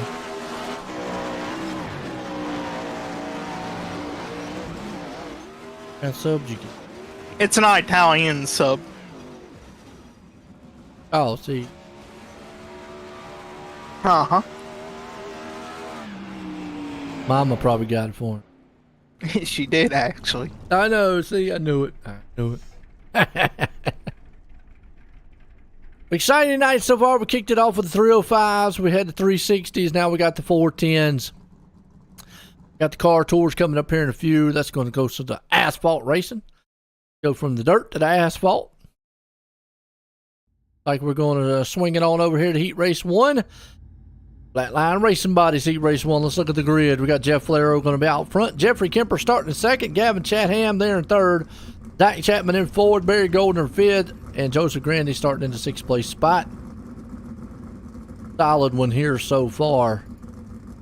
Flero's done pretty good here so far tonight. What do you think? Absolutely. Flero has been able to pick up some good points in the other two divisions, the 305 and 360s. Not quite in contention here for the points championship in the 410s, but he's out here to have some fun and maybe pick up a win. Oh, yeah. And now the 410s, we talk about it a lot. You've got a lot of power underneath to be able to do here.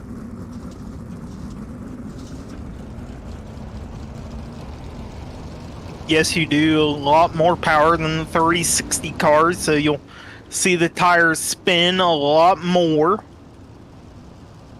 Yes.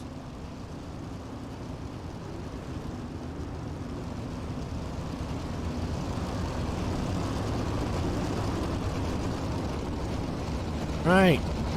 Flero and company.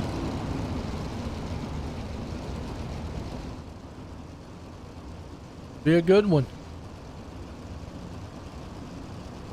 Flero, Kemper. Gonna lead this field out to the green flag. Dead even start. See who can get it out of turn number 2. Flero's gonna be the one going to get it out of turn number 2 over Kemper. Now the battle is on for third. Gavin Chatham on the inside of Zach Chapman. Oh, yes. Flero, man, right there. Kemper, Chatham. Right, they're battling it out. You got Chatham and Chapman. Those two going at it real fast as they're on the inside of each other. That's for third and fourth place. Not getting up on that wall quite yet. See if they push that cushion up there. Meanwhile, one's down low, one's up high. He'll try to battle out for third. Track looks a whole lot more tackier than it was for first heat racing, both the 305 and 360. A little bit of wheel-to-wheel contact between Chatham and Chapman. That allows Joseph Grandy now to get to the, looking on the inside of Chatham. Drag race for fourth right there and give it to Chatham at the line. Yeah, and falling back, though, like you said, Chatham, he's there with Grandy. Grandy's trying to see if he can't push up in here and take that fourth place spot. Barry Goldner, meanwhile, on the backside back here, but it's all Flair out front with the white flag one more time. Laro trying to pick up a win here tonight in the Hometown Heroes. Looking good so far for the 410 division. He'll bring it out of turn number 4. Going to pick up a heat race number 1 win. Jeffrey Kemper second. Zach Chapman third. Gavin Chatham fourth. Joseph Grandy fifth. And Barry Goldner going to round out that field. And looked at our Langdon Mechanical heat race number 2. Look at the grid. Stephen Goldner out front. Gary Taylor starting in second. Cody Graham there in third. Kevin Fry starting fourth. Stephen Bixler in fifth. And Brandon Dittmer's going to start in the 6th place spot. Good race here so far. The 410s here tonight. Solid. So Cody Graham trying to find some points over Patrick Spengler. Coming in 17 points back.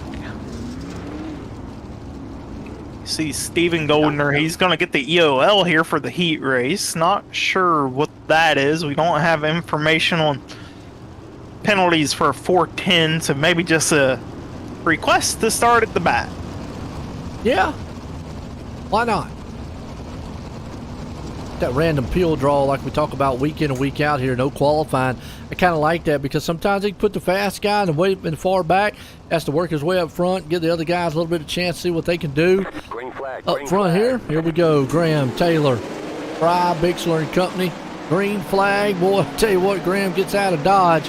He's going to leave Taylor and company back there in the back. Kevin Fry, he's in the mix though. He's got Dittmer all over him. Dittmer's not in a full sail machine this time, but never mind. Little contact there.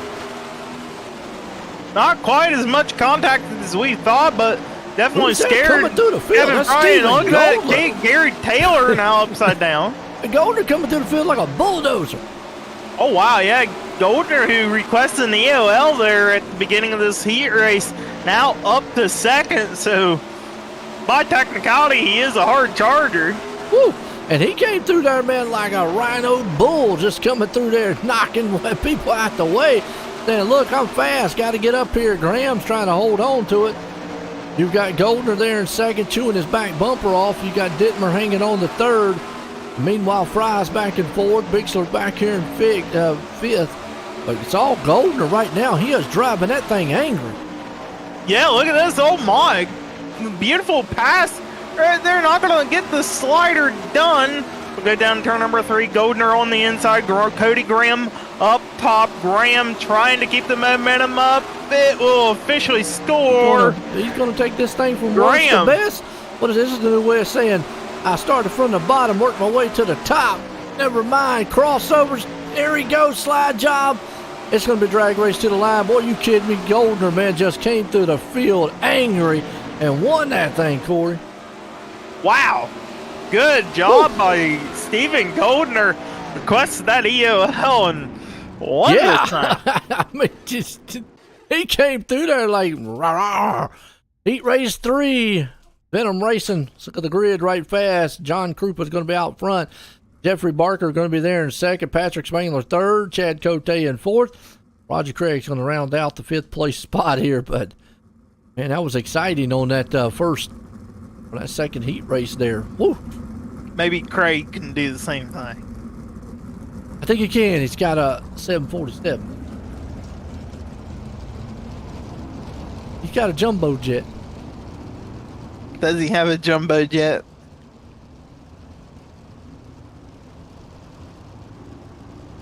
Well, he wants to start at 3 wide, I guess. I mean, he's trying to do a 3 wide salute. Well, you know, they do a 3 wide start out there in the Midwest. It's at Boone Speedway or something like that. That'd be wild. That would be, Craig, maybe we can think about that for the last week. We can do a 3-wide start. Green, green, green. Special. It'd be kind of wild though to do that. Green flag. Look at Barker and Krupa up front. Here comes Cote putting his hat, mixing the hat there. And a little contact almost, man, between Krupa and them. They're 3 wide in the back. So the loser out of that one, that's going to be Patrick Spangler. Spangler going to have to try to rally back up. Here comes Chad Cote looking to the outside tire, Jeffrey Barker. Cote all the way up on the outside wall to build up the momentum. Drag race to the line, not quite going to have it there. Barker is hanging in as much as he can. Now Cote will edge out. Yeah, he's going to put the slide job maybe, but here he comes again. Barker's there. Here comes Spangler. He says, hey, I'm going to join this party. Why not? He comes down low. Is he going to build the momentum's just not going to carry him through the turns. He's going to fall all the way back to third again. Spangler trying to turn a bad night around here in the 410 division. Remember, he wrecked out in the 305 and the 360s. So just trying to turn it around. And coming in 17 points ahead of second place, Cody Graham, he needs to have a good night. He does. Cote out front. Spangler's there in second, battling it out. He's down low, up top. Barker, white flag one more time. As they're going to spin it out of 3 and 4. I think it's going to be Cote. And I think Barker's going to hang on. Spangler's just not going to have. Wait a minute. Spangler took it from him. Yeah, Spangler at the line. Ooh. Talk about just slingshot. Folks, we'll be right back here in just a few.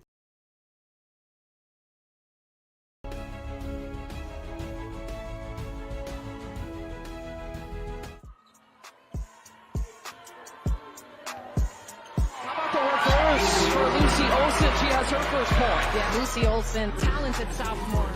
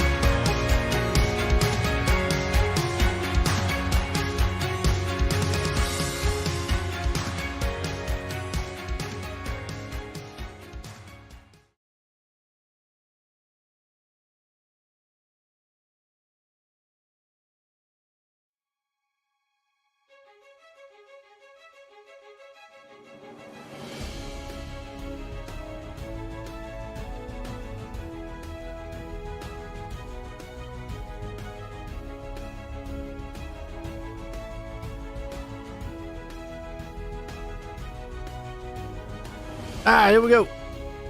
Feature time. To our Super Dirt Car fan starting lineup here.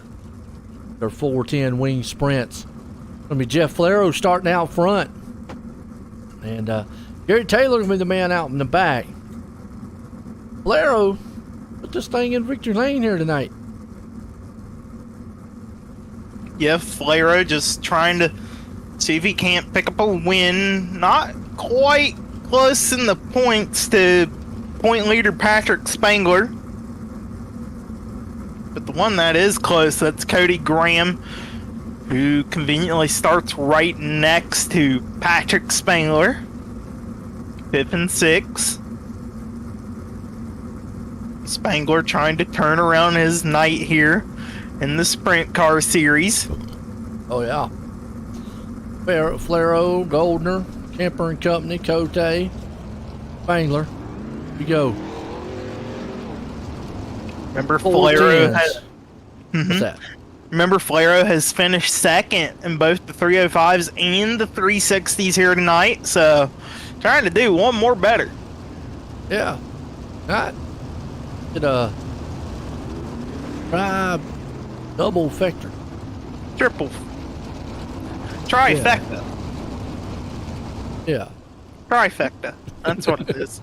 That's what they call it in the horse racing. Oh, okay. Oh. A trifecta for second place, I guess. Yeah. Sounds good to me. Goldner out front here with Flero. Remember the mayor himself. Trying to see, make sure he doesn't have another town hall meeting on first lap. Mayor of Clarence, Iowa. Iowa. I said Iowa. I know, but I used to say Iowa. I know. Oh, why? They do sound familiar, though. They do not. Iowa. Idaho. You said Idaho. Green flag, green flag. No. Like the potato. Green flag. Goldner out front. Flero down. Think about that one for a while. Cote back there. Look at the slider, man. Move old Flero puts on him. As meanwhile, Goldner staying up front, top side on that cushion. He's trying to tear her down. Cote's hanging on, seeing if he can't get second place. Kemper and Company. Oh, a couple cars around in the back. Parker. He's slow. He's got wheels and... Okay, he got off the track just in time. But we're going to go to Malcolm Mills replay and see what happened to him, unfortunately. I thought that was going to trigger the caution there for a second. Seemed like he popped that wall. But... Oh, him and the 83 got together, and then, oh, he went head first into the wall, and then from there, yeah, the tire just would not turn, and then, oh, for a second, it might pop a caution, but it didn't. He stayed green. Still 4 laps in, and the firecrackers are still being let off. Love it, man. Pyro Man's having fun back there. Meanwhile, look at Spangler coming up in the 5th place spot. He's moving and grooving. He's going to see if he says, you know what, that top side's a little dangerous for me right now. I'm going to run this bottom side put lane here. He's catfishing it down there on the bottom in 3rd place. Spangler trying to turn the night around from bad to good. Up to 3rd, battling with Jeff Flero. Flero trying to at least get a top 3 still in the 410. Stephen Goldner, seen Stephen Goldner come from the back in his heat race to win it. He has got a good, what do you think that is? Like maybe 10 car lengths over second place, Chad Cody? Well, he's got almost three quarters of a second between him and Cote, so a pretty good lead, like you said. Meanwhile, here comes Spangler. He's running that bottom lane, throws a good slide job. Now he's moves it up to the top side cushion, coming off the turn. Takes it over to Cote. Cote says it looks good. Mine's going to look better. As he swings shots it back by him. Here comes Flero back on the cush bar. Like you said, Goldner out front, having a clean race room, loving it so far. Battles on for 2nd, 3rd, though. This is Cote Spangler trading slide jobs back and forth. A little bit back there. Fry got into the back end of Flero that opened up the door for Chatham, but Salty Dog caution is out anyways, and it's Roger Craig. Uh-oh, let's see what happened to the 747, man. He's belt back here, too. No! There's another car in the track, and then I don't know who was in the middle of the track just sitting there, and Roger Craig just pile drived him.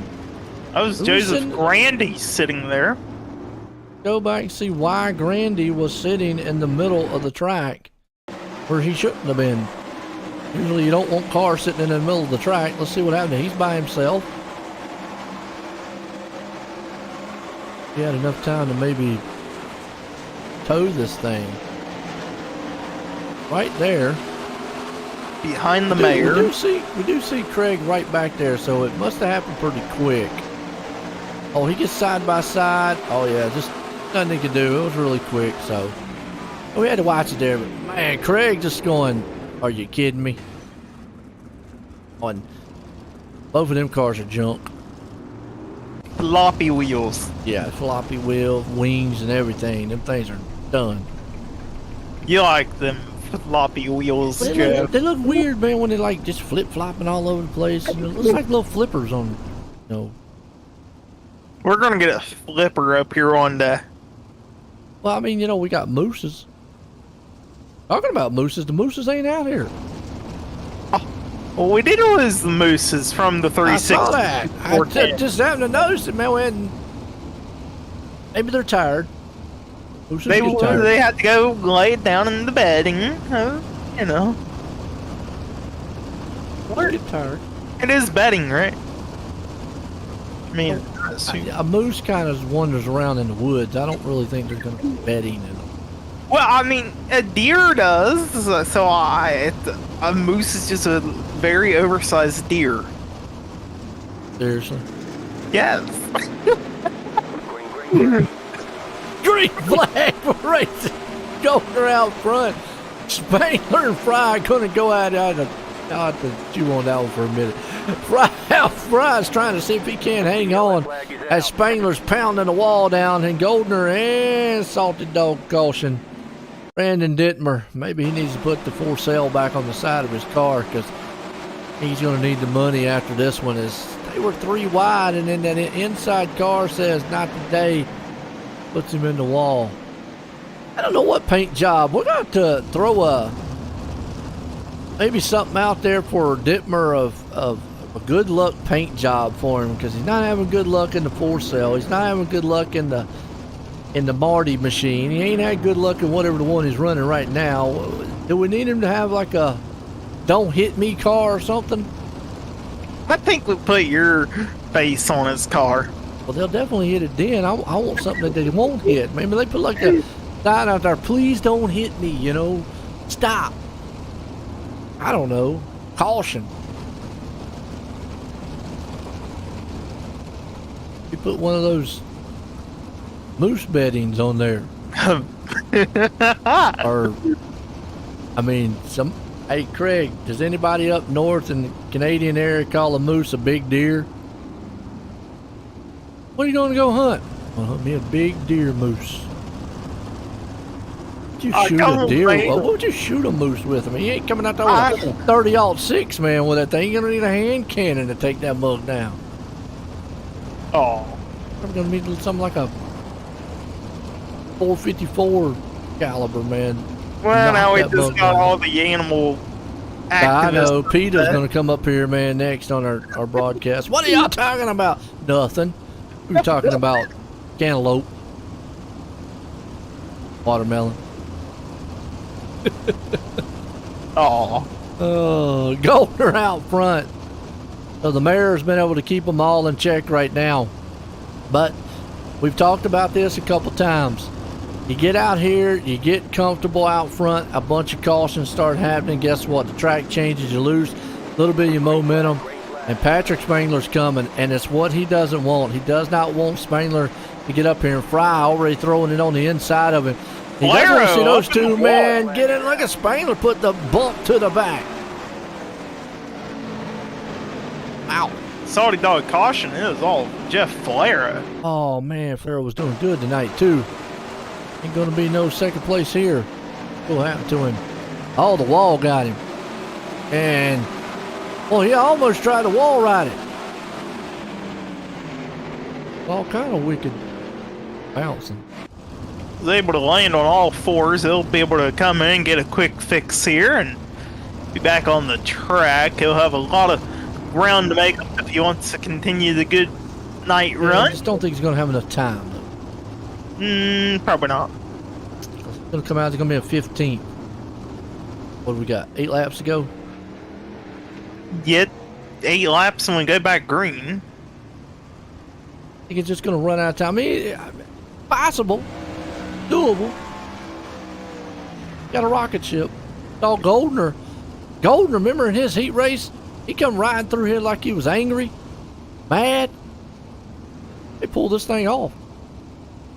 He might. Good. 410 wing sprints. Yes, folks. I mean, we have fun up here in the booth. We're going to give a shout out, though, to Flatline Racing Body, Coast to Coast Racing League. Check out all the action, c2crl.com. We love having fun up here. Me and Corey, man, we talk about anything. You might hear us talk about anything. The Moose is out there. We talk about it because Jacob and Joe Moose got Ed out there sometimes. We call them Moose. That's their nicknames. And most of the guys here it's a Canadian-based, mostly league here. So, obviously, if you've ever been in Canada, you know there's mooses up there. I've never heard of a moose here in the U.S. And they couldn't be. They got to be up near close to the border somewhere. Maybe Michigan, somewhere in that area, that type. But you ever heard of one being down here, Corey? Well, you remember Roger Craig shared a picture of where the mooses can be, but here we go. We're going back green, get back on topic of the race. Goldner out front, Spangler in second. You see Kevin Fry, he went down low. Spangler not able to keep the momentum. Allows for Chad Code to close in. Code up on the cushion. Look at that beautiful move. Wow. Oh, wow. That was a good move. He did. He was able to slingshot and get right there in that small little spot and get around Kevin Fry for the third place spot. I like Kevin Fry's paint job. This looks like a lawnmower. It does. Yeah, it reminds me of a lawnmower. It does. Got an orange and gray, and something you see, man, like on down at Lowe's or somewhere. But anyway, look at this. Heating up for second. Spangler's got company. Cote is putting the hammer down. He knows time's running out. Meanwhile, Goldner's out front. We got a car. He was doing a stompy back there. Dittmer's still around, and there's our salty dog caution. Yeah, I think that's Gavin. Yeah, he did a, watch one more time. He did a beautiful stompy. Look at that thing. Whoa! Nobody don't want a stompy is. A stompy is like in motorcycle terms where they get up on the front wheel and they ride the front wheel. Basically do an inverted wheelie, riding it on the front wheel. Okay. All Goldner, though, and I'm going to tell you, though, at some point, Goldner's got to be going, man, these cautions, I don't know how many more of these restarts I can get here because they might hurt. What is this map? What That's a map of the moose per square kilometer, I guess. That's what Roger sent us a week ago. The arrow points where Roger is located. So yeah, I figured if there's going to be, well, I was right. I figured if there is going to be any in the U.S., it's going to be more up towards the border. They're getting down there in like Utah and yeah, I see that. I've never heard of them getting down that far, but I would perceive me up there, like you said, up there in Michigan. Was it New York area, Maine, all that area? I can see that. I can see that. That's up there near the Canadian border. All right, Goldner, though, at some point he's got to be worried. He's got to be like, man, you know what? I need some green flag runs. These cautions here. Looks like we're going to have 4 to go. Bad thing is we've seen it time and time again, Corey. Might think you have this thing locked down, and the next thing you know, you got somebody on your back bumper. absolutely you get going, but then all of a sudden, next thing you know, you have somebody pushing you through the corner. That someone that might become Patrick Spangler, as he is hungry to turn his night around. Cote can get around him. It might be Cote. Hey? You never know. It could be about anybody. I still like Kevin Fry. Reminds me of a lawnmower. All right, Goldner gets that jump out front. What's he need on the start? Here comes Spangler. Spangler's up there utilizing that topside cushion, and here he goes. That's what I thought. Goldner, one slip up. Man, I'm going to tell you what, it's like genie in a bottle. It is like clockwork. You see it. Guy dominates, and then the next thing you know, bunch of cautions. He's in trouble.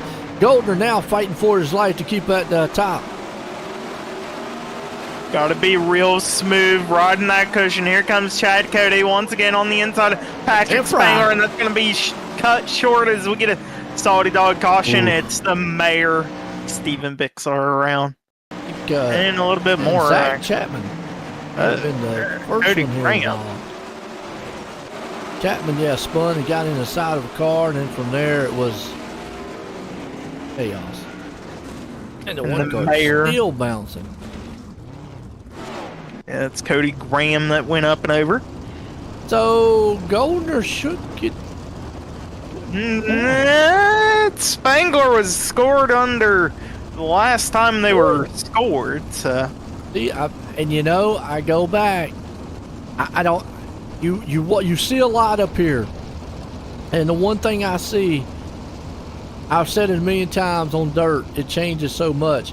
A guy gets out there and dominates, and these cautions do not help as much as they do on the asphalt side. They probably hurt more than what it does on the asphalt. On the dirt, you do not want to see a bunch of cautions when you're leading like Goldner was, because what's going to happen is the guy behind you or somebody is eventually going to get you. Somehow, for some reason, your car just changes. I don't know how or why, but I have seen it. It's just like the car changes, the track changes so much that you lose that momentum that you had earlier in the race. Yeah, absolutely. You get the cautions come out, mess with your rhythm that you had going on, and that's what happened to Steven Goldner. Just was not able to keep it smooth up on the top side, opened the door for Spangler, and Spangler was able to get around. And unfortunate for Goldner that the caution came out when it did, because when they last scored, it was Spangler out front. Here we go. Spangler gonna lead him to the green flag, and he gets a good launch. Can he be as smooth as he was the last start? Can Goldner try to reel him back in? You see Goldner a little bit squiggly on the high side, and Cody up in the wall. That opens up for Kevin Fry to take over the third spot. Now Fry down low, trying to keep the momentum up. White flag in the air for Spangler. Here comes Goldner once again. Goldner gonna pull the slider on Spangler. No! Oh, Goldner gonna pull wheelie. Oh, no. I love it, man. It was a good wheelie, good try, but it's all gonna be Spangler, Fry, Cote. Wow, hey, you know what? Got to give him credit for trying that one. But man, Patrick Spangler held on. Steven Goldner, just heartbreak for him right there. An update on Flaro, able to make it back to fifth, so at least hanging into top 5 all night long. Goldner, just like that. Done. Guys, get up here. Let him catch your breath a little bit. You can go do what you need to do. Have Kevin Fry get a word with him here. Kevin, enjoy the boot copy. Yes, sir. Got you loud and clear, buddy. Well, man, you was able to hang on to second. Was there anything else maybe you could have done to get up front? Nope. That's all I had. Spangler was pretty much checked out. Goldner was checked out. I just was hanging on for dear life, and yeah, this setup under this car was not happy tonight for sure. Yeah, well, you was able to still keep it up there in the top 3, hold on to second with 410s. Got anybody you want to thank? Yeah, absolutely. I want to thank my team, Dirty South Racing, Dirty Sets. I want to thank you guys for putting on the broadcast and keeping us looking good on the internet. And I want to thank 2-1 Racing Designs for all the sharp paints that they do for me and all the team. Thanks, guys. I was out there looking at your paint job earlier, and I said, that thing reminds me of a lawnmower. Of a lawnmower? It does. The way the orange and everything is on it. I was looking, I was like, this reminds me maybe like with a lawnmower. I was like, heck yeah. It's a fast lawnmower, too. Yeah, in line it was. Came in second. Congratulations. Thank you, sir. All right, there we go. Well, let's bring up this man here, Chad Cote. Chad, you want to boot car? I'm here. Able to hang on to third, but anything else you could have done to got a few more spots? Just not be so heavy on the right foot. I was trying to chase those boys down, but in these cars, a little bit less is more. Oh, how was the top side here with these cars? Dicey. If you hit it right, as you guys could tell, you hit it like a rocket ship, and it was fun. But if you miss it, you're going sideways, left, right. And to be honest with you, sometimes you don't really know which way you're going to come off of the wall. So it's dicey.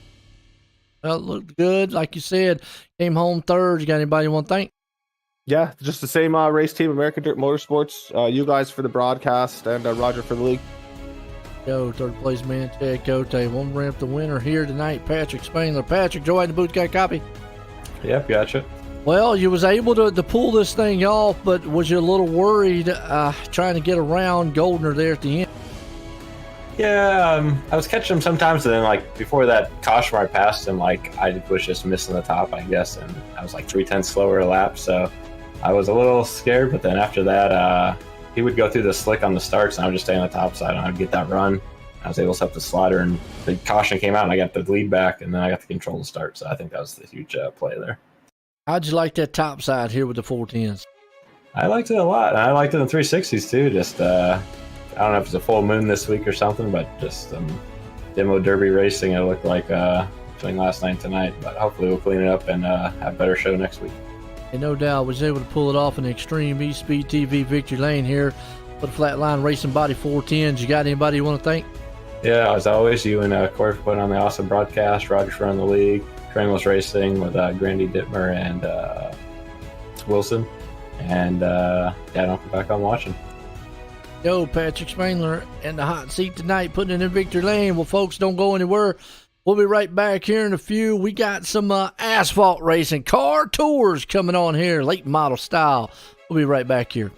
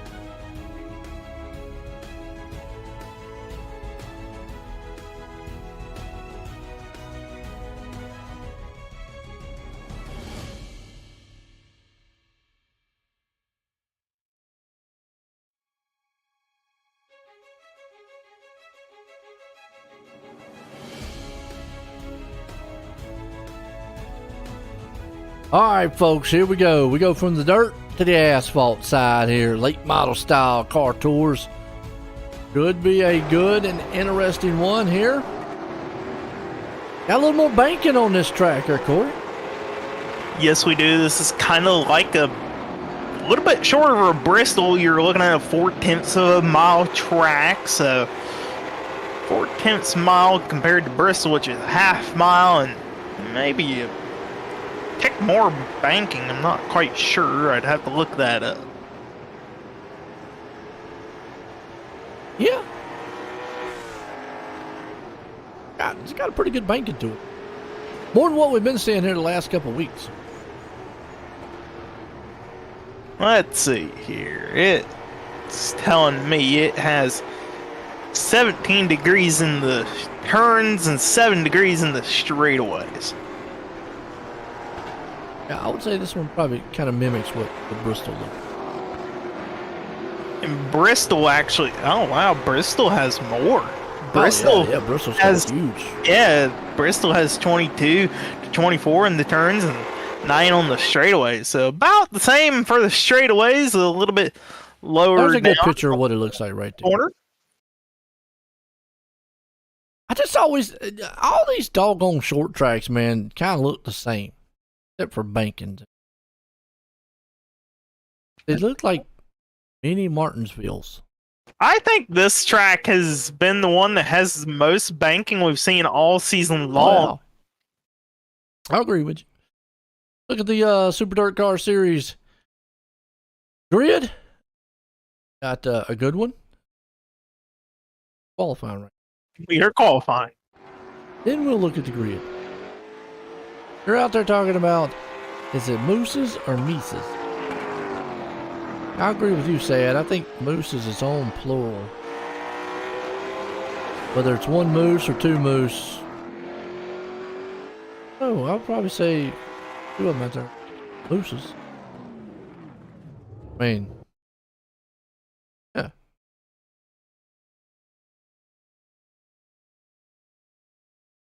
I think it's moose.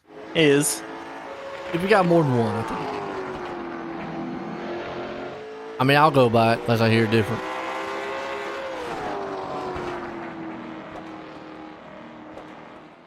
Well, we don't have him out in the field with us here. Brandon Ishcannon,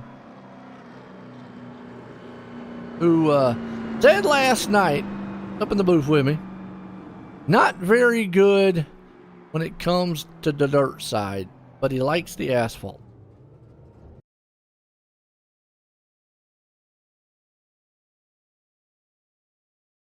Okay.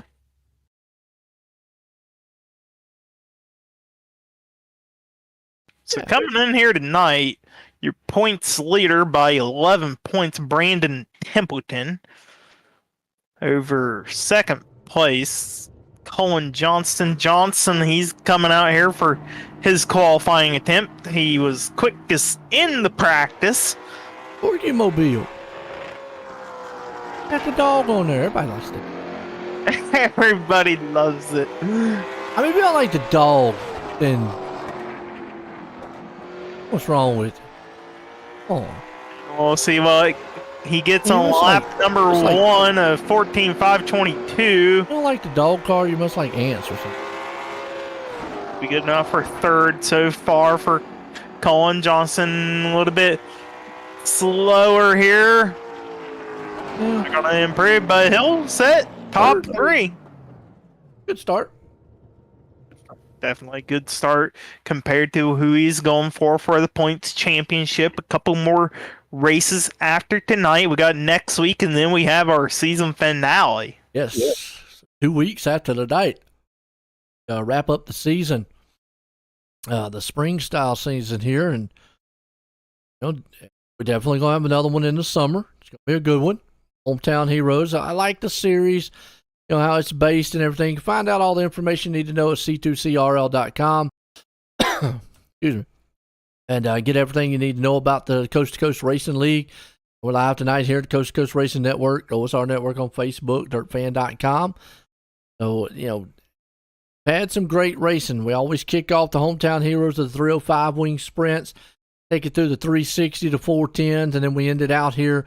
They call it the Car Tours Series. It's late models on the asphalt. Corey wanted me to call them something else, but I've always known them to be called late models. Stock car, what he's wanted. Just late model. They are late model stock cars, man. It's almost like the linear thing. I don't know where you're getting kind of vocabulary they teaching you up there in the woods. It says it right here in front of my face, late model stock. I'm gonna stick. Okay. Whatever. Yeah, I don't like my vocabulary. Or trying to be different. Educated. Let's look at the grid. Super Dirt Car Series grid, that is. Andrew Smith going to be out front. Roger Craig, I think he's going to do race. Roger Craig going to be out there? Yeah. He qualified. Back in the back. And Roland Olson right there, the father of one of the primary sponsors here, with our Mission 22, Lucy Olson. Car Tour Series, definitely, and I know he's a proud dad with old Lucy there in school, college, and pretty much going to make to the WNBA, and that's an outstanding achievement in itself to be able to do that. So hats off. Maybe I have to check it out once or twice, depending on what team she gets on. I don't know much about the teams as far as that guy. I know some NBA. I don't know. I don't really watch it a lot. Football person. I know he's got to be a proud dad. Absolutely, but man, Andrew Smith and Daniel Blau front row here both hit a 14.520. So it went to the fourth digit, maybe even the fifth, but we don't know. That's fast. But you know what?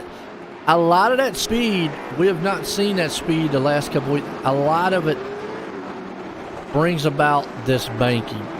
Whenever you have a banking like this, you're able to carry some speed. Oh, absolutely. The banking holds that car on the racetrack, allows you to kind of it's like driving down a hill. Yeah. Well, you don't have to really, we talk about on and off the gas a lot. When you've got a huge banking like this, you can more or less, you still got to get off of it, maybe give it a little bit of brake, but you don't have to slam on the brake like you can with the flatter style turns. Here you can kind of let it kind of momentum and glide into the turn, so you can carry a lot more speed, and then that transfers over to the lap times we're going to see. Also, get a little bit of good side by side racing that we don't get to see a lot of on short tracks. I think this track is going to be a lot more bottom side dominant. You see the top three, they're all on the inside groove. Sure it is. Right behind them, Brandon Ish Cannon on the inside of Cody Graham. And that's going to be short-lived as we have a solid dog caution once again. Parker, Roger Craig, still have two in the back here. The Malcolm Mills replay. Parker's right there. I'm saying with that banking, you might be, Craig spun on his own, and then Barker just got into someone and tagged the wall. I was talking earlier about, we normally see on short tracks, most of them are bottom side dominant. That's just short track natures. Well, with that top, with the banking, you might be able to slingshot off. Not saying you will, but maybe be able to use the top side. We'll have to see how it goes. And with the banking like it is, maybe on the early run, you might be able to utilize the outside, keep somebody pinched down there on the bottom. You see Jeffrey Barker, he's going to come in the pit road. But yeah, it's going to be a lot harder to work the outside later in a run than it is early in the run. Yeah, it all depends on tires. We saw last night with the track that they were running at, and we talked about this. Actually, it was North Wilkesboro. And we talked about it, because obviously there's another bottom side style track. But the outside was able to hold for a while because it was able to get that run off the turn. But again, it's like what you mentioned, ultimately the inside lane is going to be the place to be. If you had newer tires on the outside, okay, that's probably a different conversation. But if you're, kind of equal to equal, you were able to hold on the outside for a little bit, make it hard. A track like North Wilkesboro is very difficult to pass, and last night proved that tires, even though they were helpful, they weren't the be-all, end-all, because there were some guys that actually finished second, third that did not pit at all the whole entire races. We go back, Lucy Olsen green flag, and Andrew Smith gets that jump. Never mind. Wow, that was a good save. And not sure that is your official caution. No, we had a wreck at the back. Yeah, so. in the back we did, but the front, Jeffrey Kemper, it looks like. Maybe they checked up in the back when that happened. Watch your. Oh yeah, it was a checkup on the start, and it was Joe Canellas. Wow, they just said forget about it, and everybody's back there just. Town hall meeting. Yeah, town hall meeting. I mean, we do have the mayor in this race. He is in a sun-dropped car. He needs to tell these guys to look. We're in the wrong time to have meetings. Wow, but I tell you what, Johnston and Blau got together up front, and that could have been disastrous on their end. Ish Cannon looking strong too back there in fourth. Andrew Smith, though, he's controlling this one. Now, unlike what we were talking about in the dirt, short track with the cautions like they are actually will more benefit the leader than anything. Just the nature of the beast. I mean, we've talked about it as far as tracks. Asphalt does not move. Okay, it might get hot. You might lay rubber on it, but it don't move. Dirt physically in real life will move. You'll get ruts. You'll pit the track. You'll smooth it out like you'll slick it out. But it's going to move because it's dirt. And after a while, that track changes so much, way different than what asphalt does. So that's where I say that the cautions actually can help because it actually cools the track on asphalt. It does the same thing on dirt, but again, that dirt is moving still. If you start seeing the asphalt track start to move, you've got problems. Yeah. These chunks start to come out of the asphalt. I think we might need to say, well, we might need a red flag to race. Hang on, we're not going green. That's what happened in the real life at North Wilkesboro this week already. It chunked up, damaged a couple of race cars. It happened in what was one of the big tracks at Martinsville and Dover. No, it was a big track. Water got up underneath the track and it started to lift the track up, and it made a. They had to actually patch it. Maybe Texas. Through the race. Yeah, I forgot what it was. One of the bigger tracks that water actually started seeping through the track. Somewhere they had to drain off. It wasn't draining off, or it got clogged. And I think it was Texas. Yeah, and it started cracking the asphalt. So it has happened in real life, and again they had a red flag and fix it. But back to the Lucy Olsen green, you see Andrew Smith gets that jump. It's Cannon, not so much. He falls back to fifth. Colin Johnson able to move his way up to second in front of Daniel Blau. Blau a little bit loose on corner exit. You see Ish Cannon on the outside of Cody Graham. That's a battle for fourth. So far holding on the high side here, but I can't imagine that's going to be too long-lived as you see Ish Cannon a little bit sideways there. The good news for him, he only has one car directly behind him. That's Bruce Windsor. And he will fall in line between Graham and Windsor for fifth. At some point, six. At some point, you're going to have to. We talked about it last night. At some point, you're going to have to be like, okay, I'm not going to get around that guy, and I'm going to lose more than I'm going to gain. Fall back in line. Try to see if you can't, ride the tire tracks of the guy in front of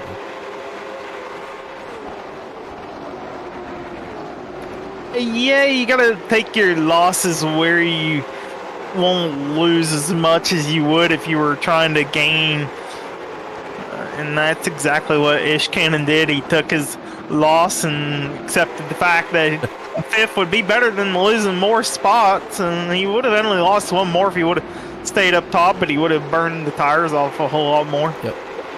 So the sun drop machine back here in 14th, old Steven Bixler, that thing looks like it's been through who knows what. We got a car off but he's able to hang on to it. That's actually Roland Olson. Went down on the inside and boom, now he's gone. Never mind, now he's gone. Watch that live. And yep. Wow. That brings out Salty Dog Caution.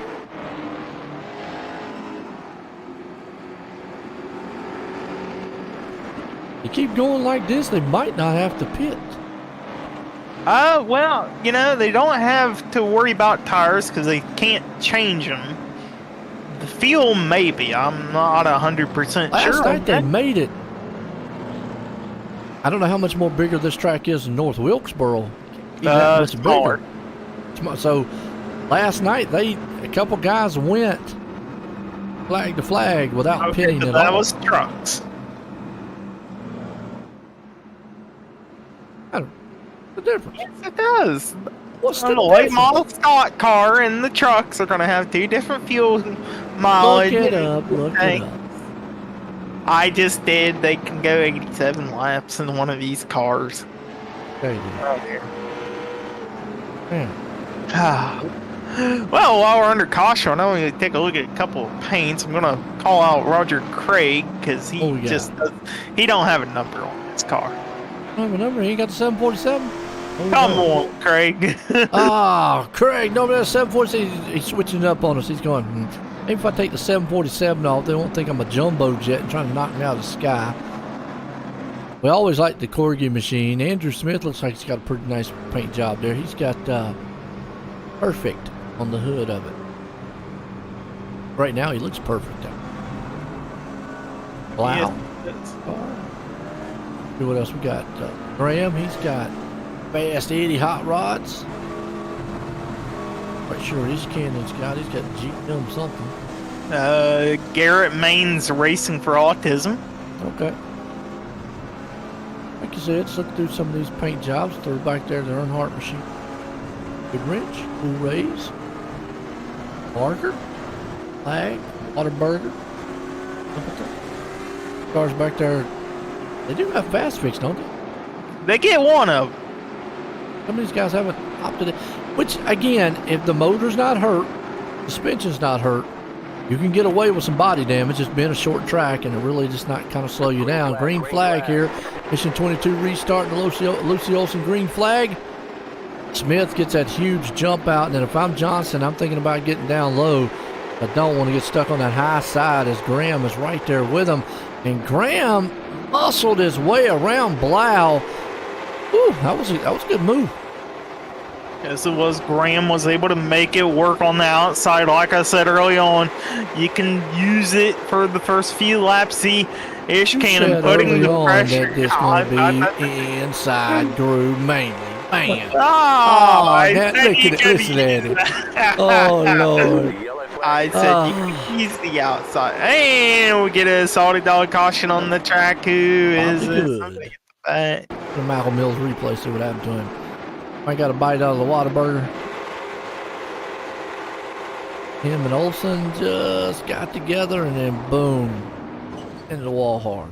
Did we try to bounce a burger like a basketball? Bounce it like a basketball. Oh, that's a terrible joke. Olsen's gonna come at me for that one. Yeah. The other guy said it by the way. It is interesting though, man. You brought up a good point though. What size fuel cell do they run in these? I think in it a 22 in the like NASCAR trucks and cars. Would it be the same here? They have 22 gallon in one of these. A truck, if I recall, maybe 18 gallon. And then you're going to tell me they can't go all the way? They can go all the way in these. Listen to this, folks. The man just said, well, they were in trucks last night. What difference that make? Oh, it's a huge difference. It's a huge difference. And then he's going to go, well, these have got a bigger fuel tank I don't know if they can make it as long as last night. No. Man. See what I'm working with, folks. See what I'm working with. Oh, come on. Jack. No. Listen, you said that these couldn't make it as long as the trucks. Said these could. Somebody tonight could make it with these cautions. Listen to what I said. I said somebody tonight could make it because I saw last night. You told me that, well, that was trucks. That do it. Now fuel cell is smaller in the truck than it is here, so same laps as last night. Well, the truck on a smaller track, bigger engine. Well, there you go. More fuel. Okay. You know, you might want to quit while you're ahead because everything you say is just making the whole argument sound bad. Now you're going, they got a smaller fuel cell and a bigger motor, by the way. These have got bigger fuel cells, kind of the same motor. Yeah, I'm going to say somebody's making it all. Green flag, Lucy Olsen, we're back. Smith, Johnston. Hey, stick to dirt knowledge, man, when it comes to asphalt. We got Ish Cannon right here with him. Graham. Oh, look at this. Oh, look at Johnson, though. He says, I'm taking the dog pound to the front. And that, you know what? But that move opened up the door for Graham.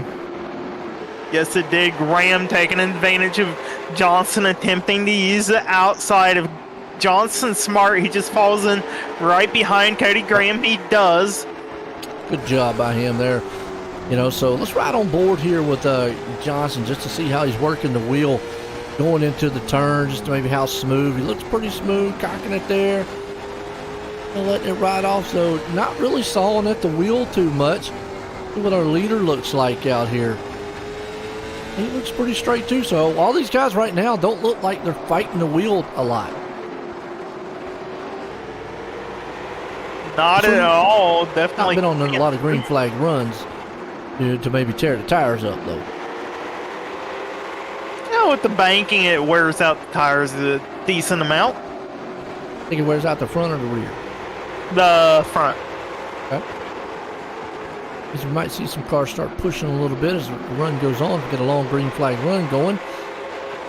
Looking through the field here, and everybody's kind of single file right now, just being patient. That's and that's the thing. You got to be patient. So Ish Cannon though, will work over Johnston, take that lead away or take that spot away from him. So Johnston maybe wearing out those tires, not to mention a little bit of a dent on the front end of that car from where he got in the back end of Daniel Blau early on. And has a little dent on the left rear quarter panel, maybe slowing that car up on the straightaways. Yeah, you got Ish Cannon, Johnston, Blau. That's your third, fourth, and fifth place. And while out front, Smith is holding it down. Graham trying to see if he can't close in.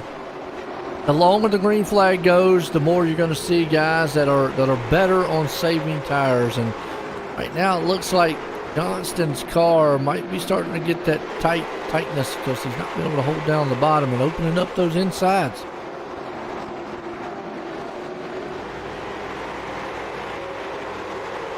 Johnston just having to try to work that car a little more, and we have a car on the inside wall. Craig. Not Craig. It is Craig.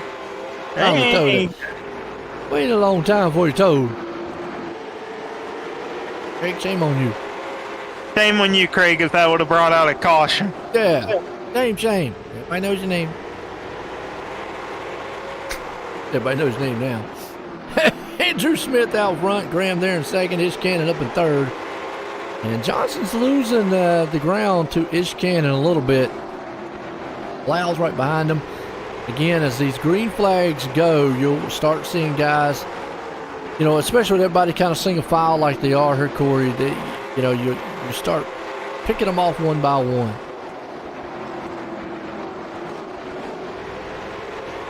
Yeah, the guys in front of you wear down their tires. If you've been saving, you'll be able to pick them up. You see right here, that's Zachary Chapman over Joe Canellis. That's for the 6th spot, so he's been saving tires, making his way up through the field here. 25 to go.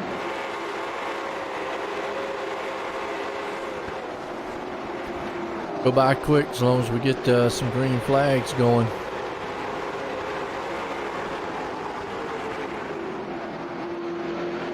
What a solid one so far between these guys. Smith out front leading it. Here tonight, the Mission 22, Lucy Olson. Car Tours late models. They're probably liking this track a lot better than the last tracks they've had. And I got to chalk it up due to that banking. Yeah, the banking probably is playing a factor in how these drivers are enjoying this track. And back here around about 9th, 8th place. So there's Bruce Windsor there, a red car on the inside of Joe Canellis. Joe Canellis going to get up in the wall. You see Brandon Templeton coming in here as your points leader. Not quite having the night that wall last couple laps. And Canellis, his car is already destroyed on the left side. He's trying to destroy the right side of it. Yeah, like a pancake. You're a pancake. It does. It's got the things all flapped in on the left side, flapped in on the right side. Or starting to look like a modified here in a minute. Oh, I mean, on the back end it says he who cheats eats, so needs to start cheating. I guess battle for fifth. Right now he's not doing too well, is he? Oh, man. Ish Cannon is closed in on the back end of Cody Graham. Cody Graham has been behind Andrew Smith for the longest of time.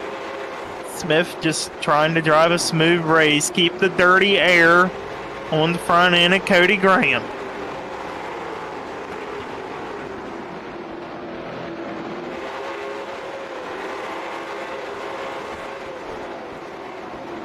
Absolutely. Right now, this all Andrew Smith, though, controlling this thing.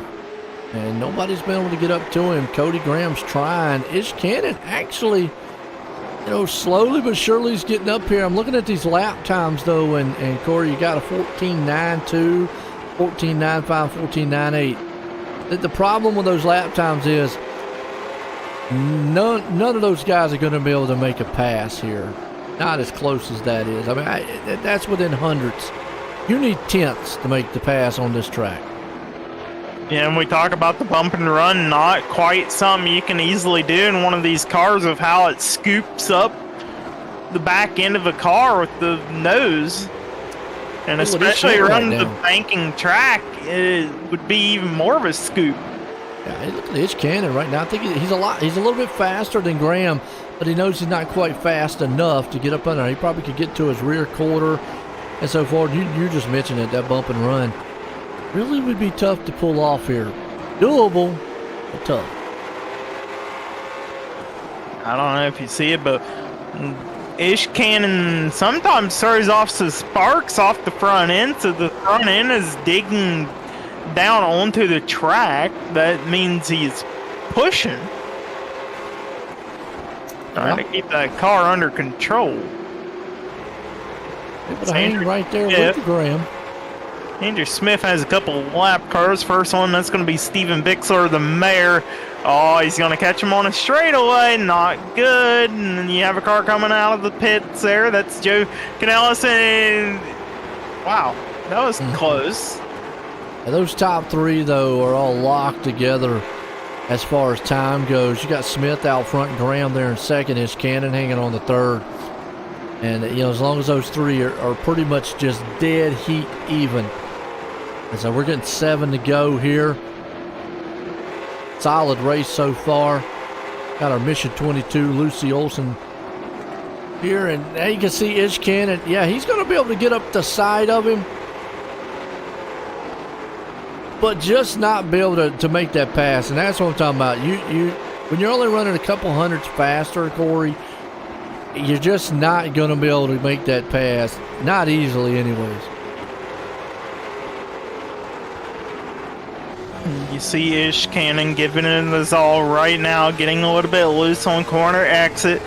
Andrew Smith, he sees the lap car in front of him. That's going to be Roland Olson. Depends on where he catches him and how easy it is for him to get around. Another lap car I'm looking at right here who's got fresh tires right behind him. And since we're coming down here with about 4 to go, this is where this lap car needs to think about. Oh, and he hits the wall. Yeah, he hits the wall, so never mind. But where he might need to think about, even though I might be way faster than the guys in front because I am on newer tires, they're battling for position, and I don't want to get up here and mess with them because there's really not anything that they're going to gain at this point. Not with, what we got 2 to go. You're not going to gain anything. So let those guys battle, back off, even though you know you're on fresher tires. We saw it last night.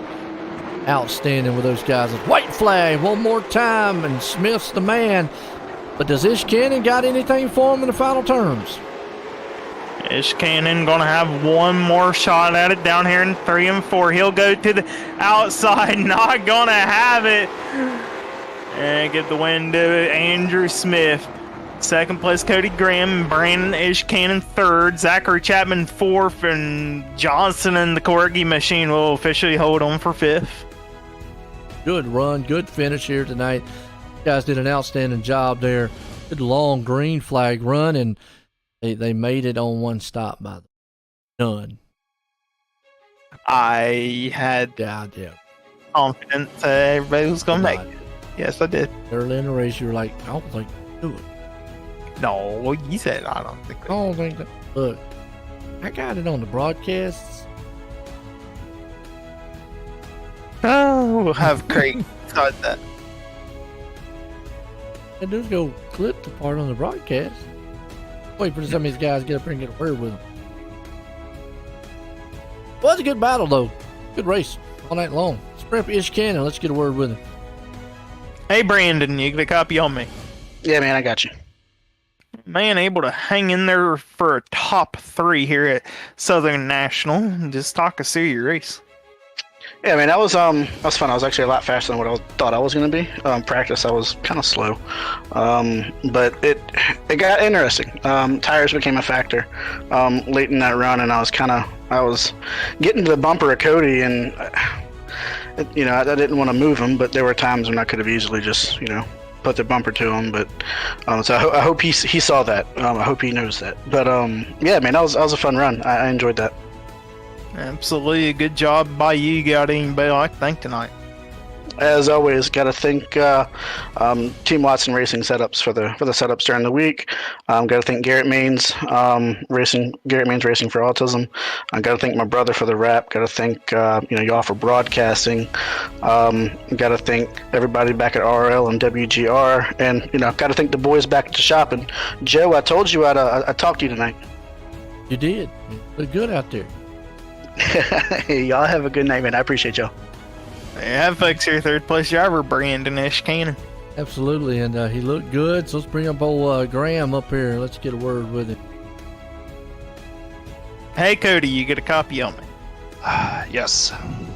Well, able to hang on to second place. Maybe a little bit of pressure there from Brandon behind you for late in the running. Just talk us through that race, though.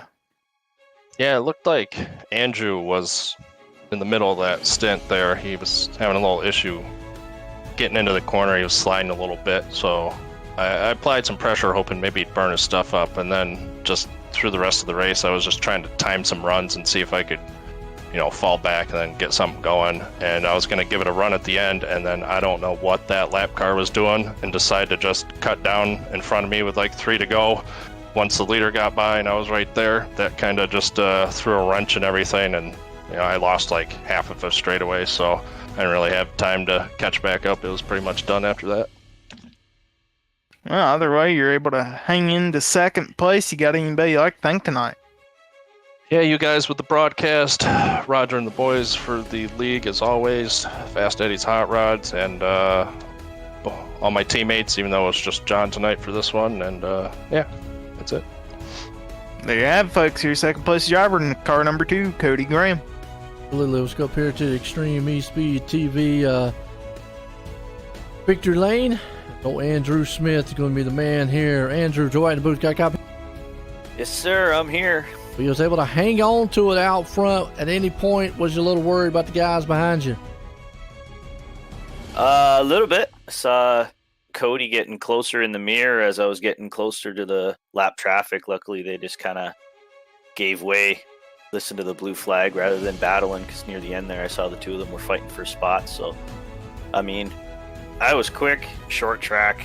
I do enjoy this racetrack. These cars, they definitely serve my driving style. Yeah, it was just a good flag-to-flag race for my first win. How's it feel going from the mostly flat style short tracks to one that has a pretty good banking to it? Oh, I love it. This track is very similar to one that my friend that I helped work on his car when he races. It's very similar to that, up an hour away from where I live, and we run it all the time, so that might have helped a little bit. But I do like the banking more. I mean, you can definitely throw the car in more. Don't have to worry so much of the back end coming out. Yeah, I mean, track's a track, car's a car. Figure it out, you figure it out. Hey, no doubt you figured it out tonight, put it in victory lane, dominating style. You got anybody you want to thank? Yeah, I got to thank Venom Racing, Spartan Racing, Perfect Endeavor Expressions, Weldstar Custom Fabrications, Coast to Coast for the league, you guys for the broadcast, and hopefully it can keep this coming. The wins are coming natural now. I've been running up the front, so that's good. Hopefully this broke the seal and I can get a few more. There you go. Winner tonight, Extreme E-Speed TV Victory Lane. That's Andrew Smith. Well, Corey, what a night it was here for the Flatline Racing Bodies. Hometown heroes. 2 more weeks, we crown champs. It was interesting. 305, 360, 410s, and then the car tours here tonight. It was some good racing. Yes, it was, Joe. Good racing all the way through the 3 dirt series, and then the asphalt put on a good clean show. It did. Well, we had fun here tonight, myself and everyone. For everyone here at the Coast to Coast Racing League, everyone have a good night.